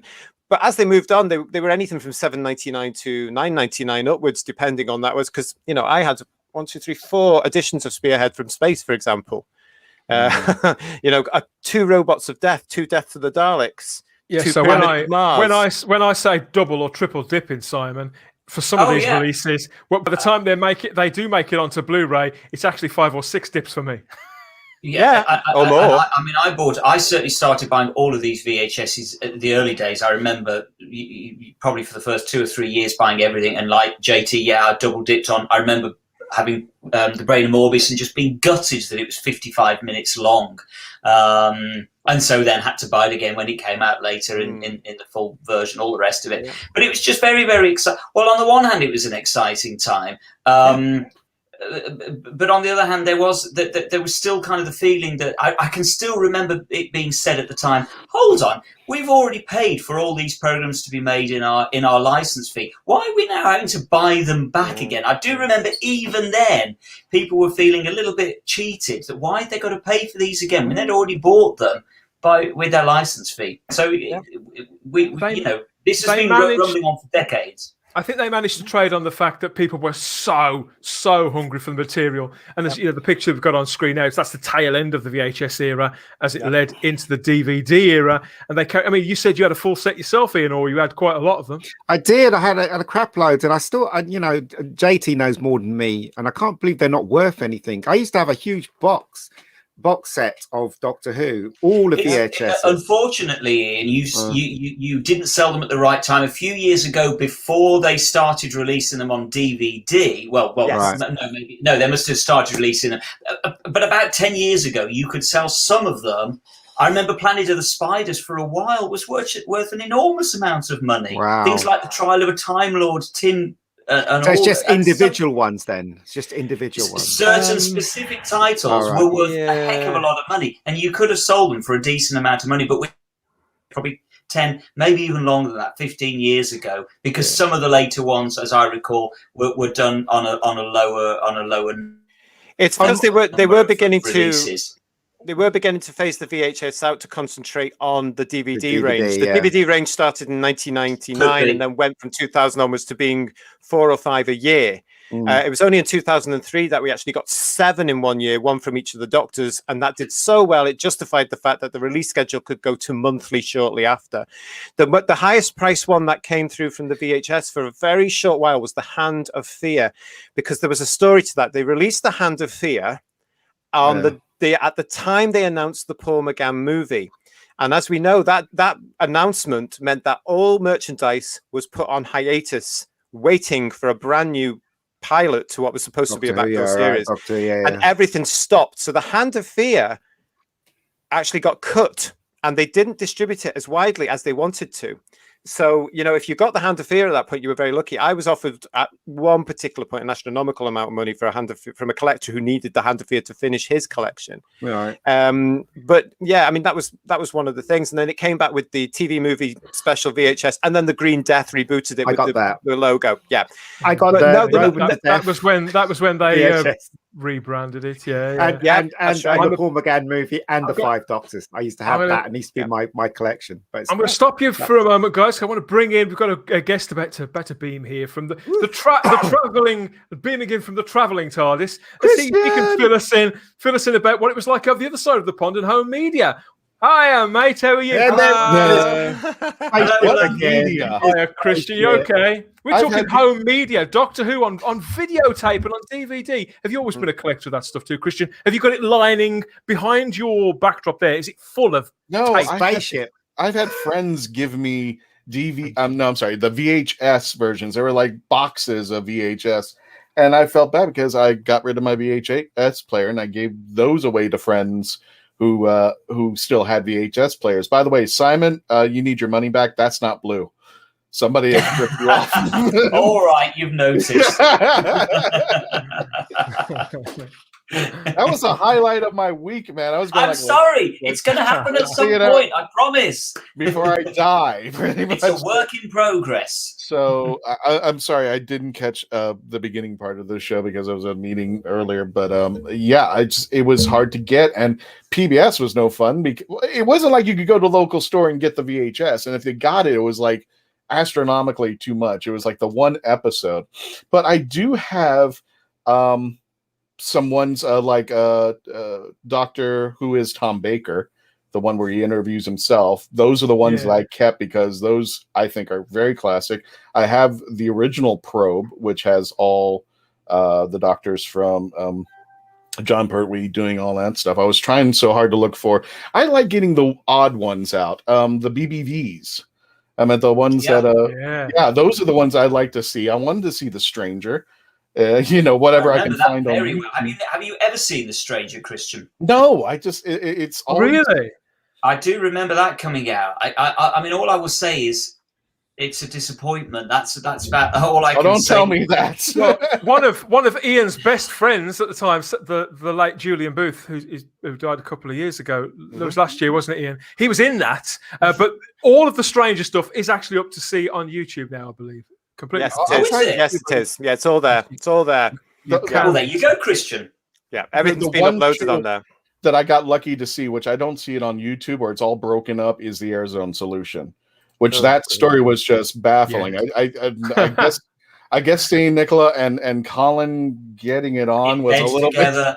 Yeah, let's just explain. Some of the Spacebookers may not realize these were independent productions that were done in the wilderness years when the show wasn't on ice. So they were nothing to do with the BBC. They just happened to use actors that had been in Doctor Who, and not just the Doctor. Nothing to do with it. Doctor Who. Yeah. They were all in new characters. I'd love to do a whole show about those at some point because it's quite a rabbit hole to go down. But you may change your mind when you hear who I've been talking to. Oh, really? I think they were mostly Keith Barnfather, as I recall. I think they were mostly Keith Barnfather. I remember Wartime. Wartime is quite a big thing, and I think that's probably one of the best. If you haven't seen that one, Christian, I would highly recommend Wartime. That felt like the most rounded somehow of all. Oh wait, I agree with that one actually. Yeah, because I remember being very disappointed with Downtime because it had Liz and it had Debs. And it had Nick and it had the Yeti in, and I was really hyped. And it's got Liz Sladen in as well, hasn't it? Liz, Debbie, Nick, and the Yeti. And I was really quite excited about it because I thought, it's a great writer as well. And for some reason, it just didn't transfer onto. I don't know, something just didn't happen, and I remember somehow. But I tell you what, Ian, if you were looking for VHS from our sort of stuff now, do have a look around the charity shops because even the charity shops cannot sell videos these days. So if anyone's looking to go and check when they reopen, go back to the charity shops and the fairs and have a look around those because you may find some bargains there. Yeah, I've still got my VHS player; it's still here. So. Have you? Oh my goodness. Do you get nostalgic for video, for VHS, the way we do, Christian? We've been talking about it today, and we've talked about it before as well. Sometimes I think there's still some kind of charm to it for me. And it's just like when you see the old VHS tapes and Be Kind Rewind days. It's wow. Oh wait, gentlemen, hang on one second. You're gonna love this. Mm-hmm. Hold on. I can't believe I used to work for Blockbuster. Did you? Really? Yeah. There's a name. I can't believe I have it sitting right here. And I was talking about it, and I was actually going to talk about it till Sylvester when we interviewed him, but here it is. Oh no. The Zero Imperative, the Probe series. Who directed that? Was that Mark Gatiss? Or Nick Briggs? I think was it Nick Briggs? Nick Briggs, and he kind of denies it. He kind of like written by Mark Gatiss, produced and directed by Bill Baggs. Okay.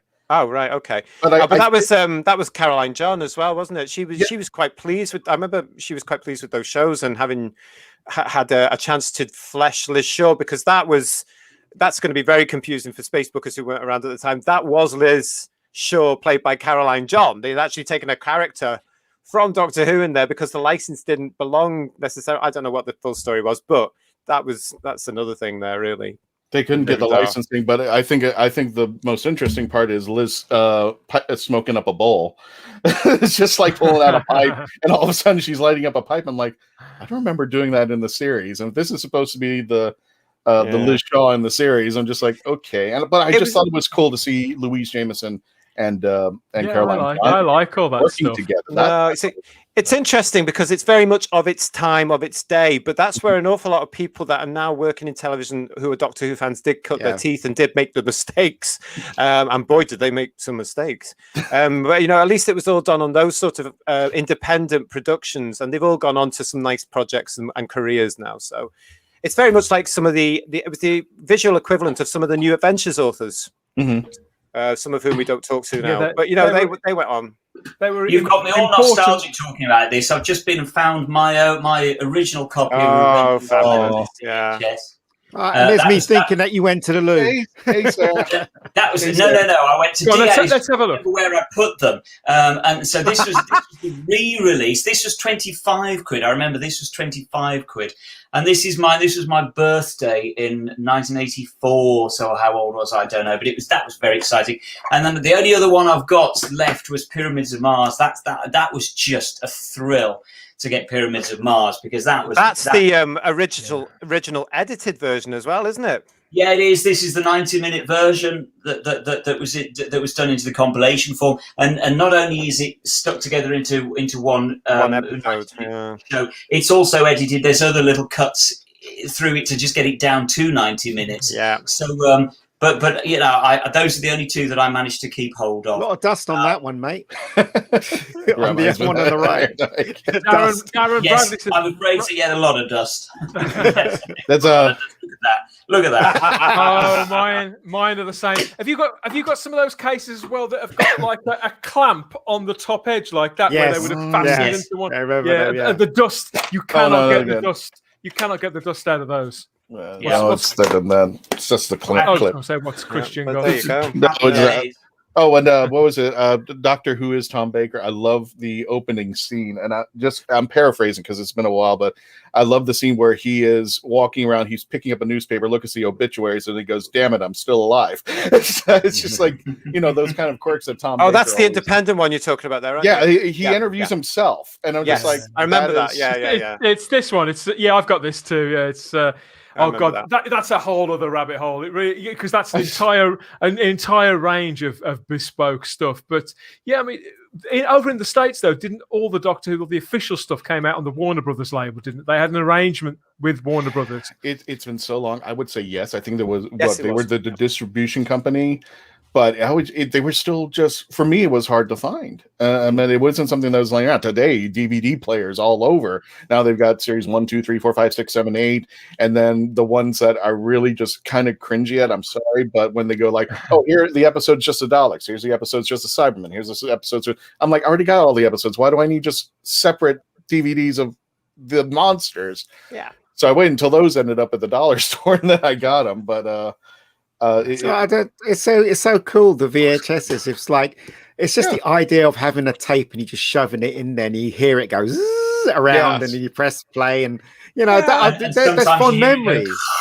And it crunches. It was a very, very satisfying feeling to feel, particularly the top loading video. Yeah, to slide it into the drawer, to push the lid down, push it down tight, and then you'd if you'd got one of the piano keys ones, you'd hear every single cog engage and watch the tape start to move. Last week I talked a little bit about that hand labeled 5 Doctors that I got of my off-air copy, and I said now, I mean, I've got the tape upstairs, and it's so heavy. It really does feel really, really thick and heavy and heavy, hard duty and lasting. It's probably why it still plays nearly 40 years later. But we were looking at the VHS range earlier on, and as those progressed, the latter wave of tapes, you could feel they started to make not just the cases were made out of thinner plastic, and sometimes they would crack or break. I never had one break completely at the corners, but I know people. When but I was apparently the tape itself though was also a lot thinner. It was, so it would get chewed up, Ian. They just scrimp here and there. when I was at school, we had a Doctor Who club, right? This is a long time ago. And the technician's name was Mr. Gregory. And he used to have a little office. And at lunchtime, we used to go in there. But he used to record the episodes on the BBC on spools. You remember the spools? Oh, really? No. Yeah. He used to put the spools in. Right, guys, you ready? Oh, God, I remember that. The little crackle at the bottom and then it would start. Yeah. Spools. Jesus Christ. Now we're going back and in the time. tracking. You used to have to play with the tracking. And, Yeah. See, I don't miss any of that. I like the fact now misses it. it's a clear position. Are you sure? Do you want to take you back to the old days now? No, not really. Oh God! Oh, there we go. Look at that. Yes. Imagine. So watch the crackle. What the hell does that all mean? I don't know. Well, that was the registration number, Christian, for the distributor for the retailers. Okay. Like a book has an ISBN. That was part of their video version of that. Yeah. Like I cared. I would fast forward. Just imagine. FBI Christian. Warning. Whatever. FBI, we're British. Get off. Christian, imagine that you've just got back from the shops. You've got your little plastic bag or whatever. You've saved up your pocket money for one of these tapes from Woolworths. You've finally got this plastic bit of joy, and you slide it into the machine, push down the lid, and press play, and this begins. This is one from the 90s. Oh, look, there it is in the bottom of the picture. Do you see that? Look at that. Yeah. Height of the popularity of the range. No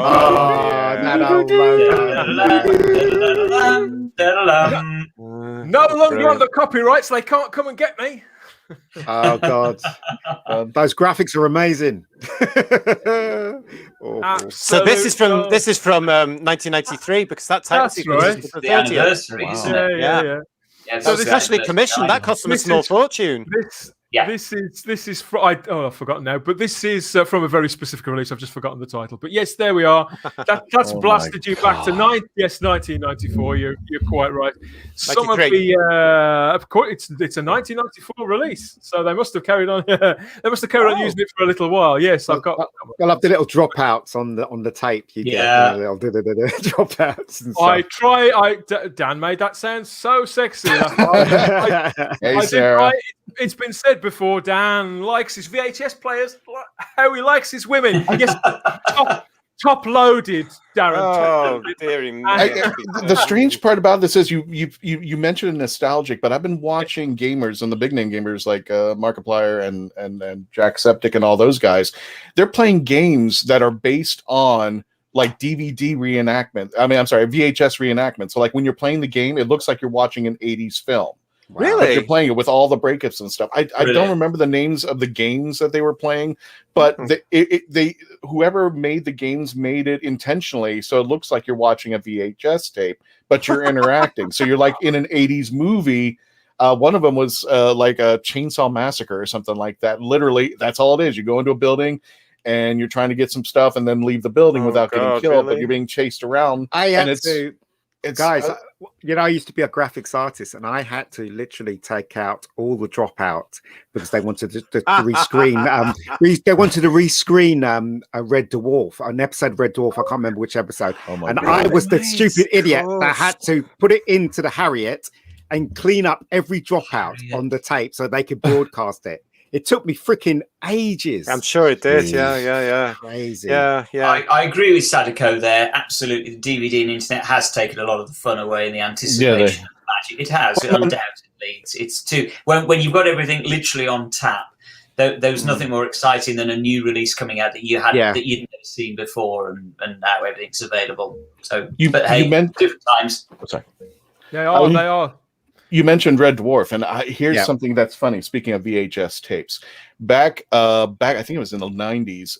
The three major networks at that time, CBS, NBC, ABC, they actually did their own 20,000 Leagues Under the Sea. Each one of them at the same time. One of them had Michael Caine. One of them had Ben Cross as Nemo. I mean, it was just whacked out. And a friend of mine loaned me the tape where Michael Caine was playing Nemo, and it was just a weird episode because.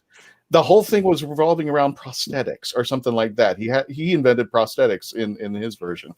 Anyway, I watched the whole movie, after the movie ran out, there was this scene I caught. It was the most hysterical scene I'd ever seen in like a sci-fi comedy.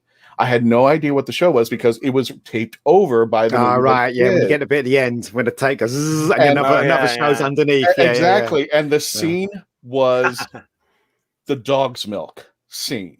Oh, in Red Dwarf. Yeah, I didn't know what it was at the time because he had recorded over it. Not only that, but it was all chopped up. So it went from them doing the dog milk scene to them going onto the ship to them discovering, well, spoilers for whoever we're Red Dwarf, to seeing the girls over there. But I didn't, for the life of me, for years, I did not know what it was. And I even asked him, I said, what is this show? And he didn't even remember. And I found out years later, it was Red Dwarf. Red Dwarf, yeah. I used to remember that because my dad knew a friend named Ray, and he used to come every Saturday. He used to have like loads of pirates in a suitcase, pirate tapes. I remember watching, you'd get a film, you watch it, and then we learned that if you speed past the credits, there's usually something underneath that film. Right. 9 times out of 10, it was porn. I've heard people say that. Yeah. I've heard people say that who work in the TV industry. That they would buy in sort of tapes that had been used before, and 9 times out of 10 they had been used in the adult entertainment industry. Indeed, there's been so much nostalgia, so much talk about the good old days here on the panel and in the chat today. But, progress isn't all bad. It's not all bad, everybody. And although entertainment itself has gone a lot more portable, how we can incorporate this stuff into our homes now, you could say it's evolved with it, and we can dream slightly bigger. I wonder if you've seen this picture before. This is a picture from the inside of somebody's house. This is from a picture from 2016. I've got the date on this article. Now, I'd love to have a police box in my home, guys. I know you've got K9, haven't you, JT? So that's near enough. That's near enough. But I'd kind of like one of these, as if the TARDIS is materialized in your own home. But can you guess what's behind that door, everybody? Someone's the bathroom, toilet. I don't know. Fridge. I'll show you. It is actually Billy Piper. Now there. I'd never leave. I would never. Yes, we have. It is actually inside. You'll see this. It is a dream theatre. I remember that. Excellent. I want that. Which sci-fi fan wouldn't fall in love with this theatre? Step through Doctor Who's TARDIS entryway and into a new world, utilising eye-popping, custom-screened acoustic panels. Theatre visitors feel like they're in a futuristic vessel flying through outer space. And there's a few pictures here up on screen.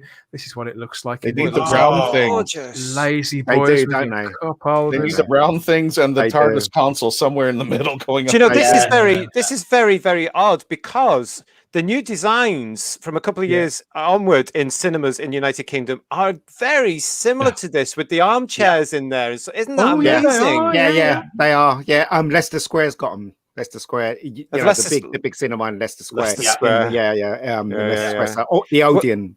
We've got several. We've got several that have creeped up. Obviously, last year hit them because as soon as they opened, they had to close again. But they had armchairs in them, and I'm just thinking, this is like coming out and being at home mixed, and people. So that's really if that was 2016 or whatever, that's ahead of its time. They have trays that people serving you your drinks and stuff. So if you want a beer, they will literally come and serve you your beer. And so I mean, it costs more money to go and see a film in those cinemas. But that's what they were starting up before the pandemic happened. I want that in my house. I want to replace my entire house with that. I could just live in my house. Don't need anything else. No kitchen, no nothing. I don't need a kitchen. Apart from the pictures of Star Trek, it's really nice, isn't it? Yeah. Star what? It's lovely. It's lovely. Whoever built that, it's amazing. Gorgeous, isn't really it? Yeah. Nice. Yeah. That must have taken not just a lot of money, but a lot of time and energy, and what a commitment. Wonderful. I just love how it's on different layers as well there, JT. You got that just like lip up to the screen. It reminds me of a set.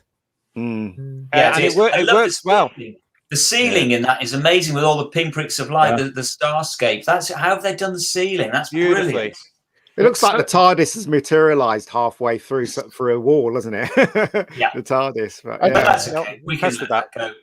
Can you imagine They the are- sound in that room as well? The sound must be, especially on the the 4K stuff, must be gorgeous. Yeah. I need to win the lottery, clearly. Okay, the ceilings, the ceilings are tiles, believe it or not. They're tiles. Really? Oh, of course. Yeah, you can get them for theatre. Do you remember we used to get the backcloths with the lights built in the backcloths? Yeah. And then they changed it about 10 years ago, and you could get tiles. I remember them, and Really? they had the lights built into the tile. Yeah, because it was apparently it was cheaper to stick them onto temporary sets. I do remember that. Yeah. I need to put them all on the seat. That's excellent. And it Right, says I need some of those. Definitely need to get those. Hey, they'll be cheaper now as well. the article Yeah. says that there's acoustic paneling there as well too. And tell me if I'm wrong about this, but it was like 2017, 2016, 2017. Our theaters discovered cup holders. I'm like, what the hell took you so long? Yeah, exactly. We had to put the stuff somewhere. I'm like, Yeah. on the floor. Yeah, I'd love one of them. I'll have to improvise a cup holder. But yes, so whilst we have moved on, what of VHS itself, everybody?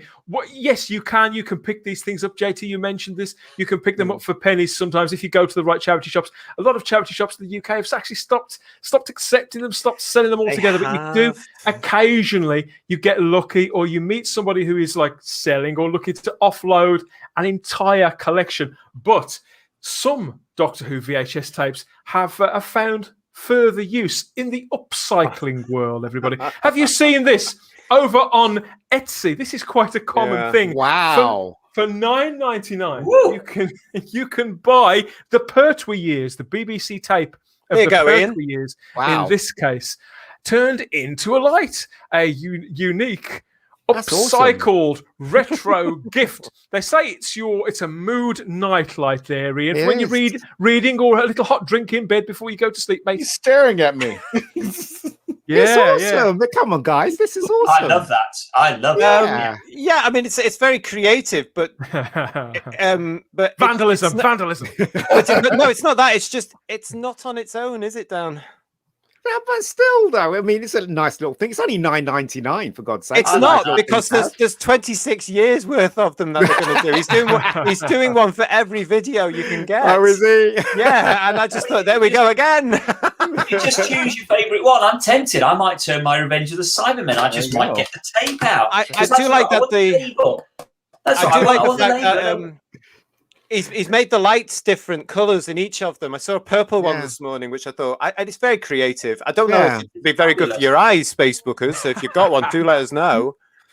Well, I'm really tempted. Should I take this apart and start and put bulbs in it? There you go. Well, when we make fun, we're making fun of the VHS stand and making going away. Somehow or another, last few years, vinyl made a comeback and the record players. I'm like, how does that happen? Yeah. And I reckon why not VHS? That happened. That happened with the vinyl because Madonna insisted on an album. It changed the whole industry. Right. Well, but maybe it might come noticed- back. Who knows? I have noticed that there is a company in the States, full enough, Christian, who have because obviously all the plants that used to make VHS players, VCRs, they've all closed down. Nobody makes them anymore, not even in Japan. Yeah. There's a small company in America that have actually started making brand new VHS players. Yeah. And apparently they're very robust, very well made. Because towards the end of the VHS era, they got very unreliable, didn't they? And they lasted a lot less. Yeah, I've got two in the house that are still in working order. But mine's still working. You've still got one there too. Yeah. So I don't play one. But unfortunately, I've got one of the later ones, and you're right, Dan. In the later years, you could buy them for like 20 quid from the supermarket, and they're just rubbish. They're like cardboard boxes. Too heavy. The old the Ferguson Video Star that I had back in the early 80s. I had a Betamax C7 and then a C5. Better quality, much better quality than VHS. It's amazing because it all comes round again because you can now buy Blu-ray players for £20 in Tesco and Asda, can't you? Yeah. You know, it's amazing. It's the same pattern all the way. Mm-hmm. Yeah, and again, they're cheap rubbish Blu-ray players that don't play. They're not very good. all these things, they all work their way back around, and what was old becomes new, and retro becomes now, and now becomes whatever. The story of Doctor Who on home entertainment, I know we're going to come back to it at some point. We feel like this is just a very sort of surface level look at it. But yeah, we got to unbox there with Ian his wonderful new Steelbook, which he'll cherish for the rest of his natural life there. And we'll keep an eye on whether somebody's able to prize that set out of JT's hands. It's at 250 when quid I at the get moment. when I get the John Pertwee one, I'm going to open it for this show. When I get Good the John man. Pertwee one, open Good it for man. This show. Yeah. Who? Okay, let's have a look. I tell you what. Who wants to see? Who wants to see a pretty picture? Me. Let's get some pretty. Let's get some pretty pictures of. Who wants to see a pretty picture? Yeah. Let's. Here we are. Oh no! What? No, I was talking. No, that's what I'm thinking. It's not up yet. There we are. There it is. Hey! This is the latest piece. If you remember, a few weeks ago, we saw a Star Wars influenced piece by the artist Oliver Arkenstall-Jones. He has gone back. I think that was for the Frontier in Space, isn't it?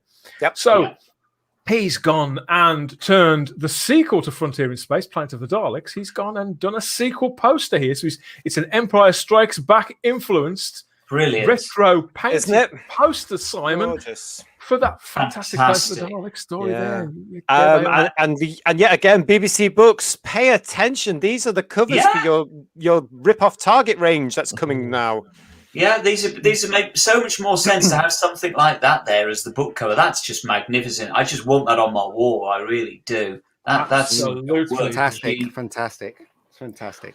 It really is. You look at the just look at the Dalek. I mean, look at the light shining beautiful, isn't it? Off his dome. It's yeah. I mean, every time I see a new work from Oliver Arkenstall-Jones, you just think I want that in my home. But you think, well, how many walls have I got exactly? Make some more. Yeah. Ceiling. Of course, the one question I have to ask though is that there's another Star Wars film, isn't it? Another original Star Wars film. How's he going to get on with that? What's he going to do for the Return of the Jedi? Oh, you know what would be great if you the TARDIS movie room that you had, if you had posters like that hanging around, just like in the real theater. Coming Might be soon. doing cinemas. Yeah, lovely. That would be great. The only VHS I've got left that I can't find the heart to throw away is Indiana Jones, the box set. I can't throw this away. I can't. I just love it. So, I shouldn't. I shouldn't. But that's the only VHS I've got left now. Yeah. Classic stuff. Stuff. Let's have one last look in the chat to see how everybody's going before we dematerialize. Yes, we've got several. Yes, people are exchanging tips here about VHS and about DVD. Are they? Yeah, they are. People are stalking eBay for various bits and bobs here. I think Vanessa's trying to get hold of that Steelbook. I know that she's Doctor Who. The one that you've got. Oh, cool. Lord Thoth reminds everybody, doing my job for me. Yeah, here we are at the end of another show. And you're still here, so are we. Please like the video. Subscribe to the channel. Come on, you know you want to. Can I just give Vanessa a quick message? Try hmv.co.uk, Vanessa, because we do have other retailers online still. And hmv.co.uk do take the Doctor Who material in. Try that one and have a look. Vanessa's in the States, though. I don't know whether they're going to... It's worth trying it. It'll say on their thing if Brexit's happened and if it's affecting them. But it's worth having a look at some of the other British retailers, isn't it? To see if they can get it through. hmv.co.uk. HMV, if you're watching, send me anything. Yeah, and that does wrap us up. It's time. Here on YouTube, of course, the Rabbi from Another Planet. He was in the chat earlier on. He's up next at 6 o'clock with his chunky. I think he's on for a couple of hours. The Rabbi, heaven knows we'll be talking about this time. It could go anywhere. Let's be honest. And I believe you've got a show tonight as well, Christian. What's going on in the traveling TARDIS with you? Oh and your God, yeah. We're doing. Speaking of unboxing, we're doing an unboxing, and one of our sponsors, Doctor Who Worlds Apart. We've all bought our packs. So we're going to be unboxing those tonight to show you all of our animated packs, all of our animated cards to show you how we're going to play. And we're still trying to figure out the game. The game, I think, is going for release in 2022, but they're going to have a beta. It's a virtual trading card, and I'm still trying to. I guess it's. I watched the video and it was still kind of confusing, but our game guru, who the rathole.ca, our friend in Canada, Dave Chapman, he's going to be hosting this particular episode because gaming is his thing, and he's going to not only as we unwrap our our packs, he's going to be explaining what's going on, how the game works, and all that. So he did some of the research for us. But we're excited about this, and we're going to, once things get started and the beta version comes out, we're going to play a live game on the show. So this is going to be for money. Cool. Is money going to change hands? What's that? Not yet. Money they already did exchange hands. I said I want the better packs. I'm going to win this game. You might have a small wager between your friends on the traveling TARDIS. Maybe we'll see. Maybe we'll have a betting pool during the show. We'll have something going on there. So that's tonight over at 11 p.m. UK time, 6 p.m. Eastern Standard here in Florida. We've got one last picture here to look at. I'll get this up to This is Bonnie? This is Bonnie Langford, isn't it? There, she's obviously staying safe, even though she's bumped into a Dalek. Heaven knows how safe she's going to be hanging around that Dalek for too much longer. Looks like she's out having lunch. Speculation, JT. Could she be making content for another Blu-ray set? Yeah, we were thinking it could be a behind the sofa or something like that. You know, probably. Yeah, who knows? Who knows? Yeah, and thank you to everybody who's joined us for this show in the chat, who's enjoyed the royal unboxing of Ian's Steelbook, our latest ramble down memory lane. Nick says he's enjoyed watching for the first time. Well, woohoo! Thanks, Nick. Don't forget, we still want to know what you're in and where we find you. Why? I know where to find Nicky. Don't worry about that. No, have to let us know the details. Cam. Bye. Cam. Bye. Thanks. At the Facebook. Don't forget to like this. Yeah, like us. Please like the video. And while you're here, let me remind you what else. Yes, what else is on the channel? I've got a moment.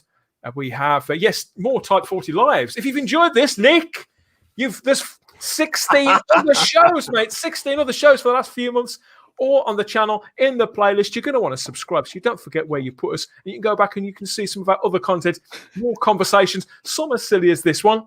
Some not so much, but we do our best. There's also podcasts. There's Hard Drive, our new sci-fi podcast. Working our way through the order, mission by mission, and checking in with some of the latest shows to stream or download. What's new? What's out there? What's worth your time? What's worth your bandwidth? What's worth committing to space on your hard drive? What else is coming up? Yes, and we've got the Type 40, a Doctor Who podcast, regular episodes arriving on the channel too. You can't go far wrong. You know where you want to be, everybody. All this on VHS tape now. Coming to VHS soon. Yes. Betamax, mate. Betamax. But that does wrap us up this time. Thank you, gentlemen, for joining me again. Thank you. And thanks to you too. Join us again. Please like and subscribe to the channel for more Type 40 Live. But that's it for now. Thank you. Bye, Steelbookers. Bye-bye.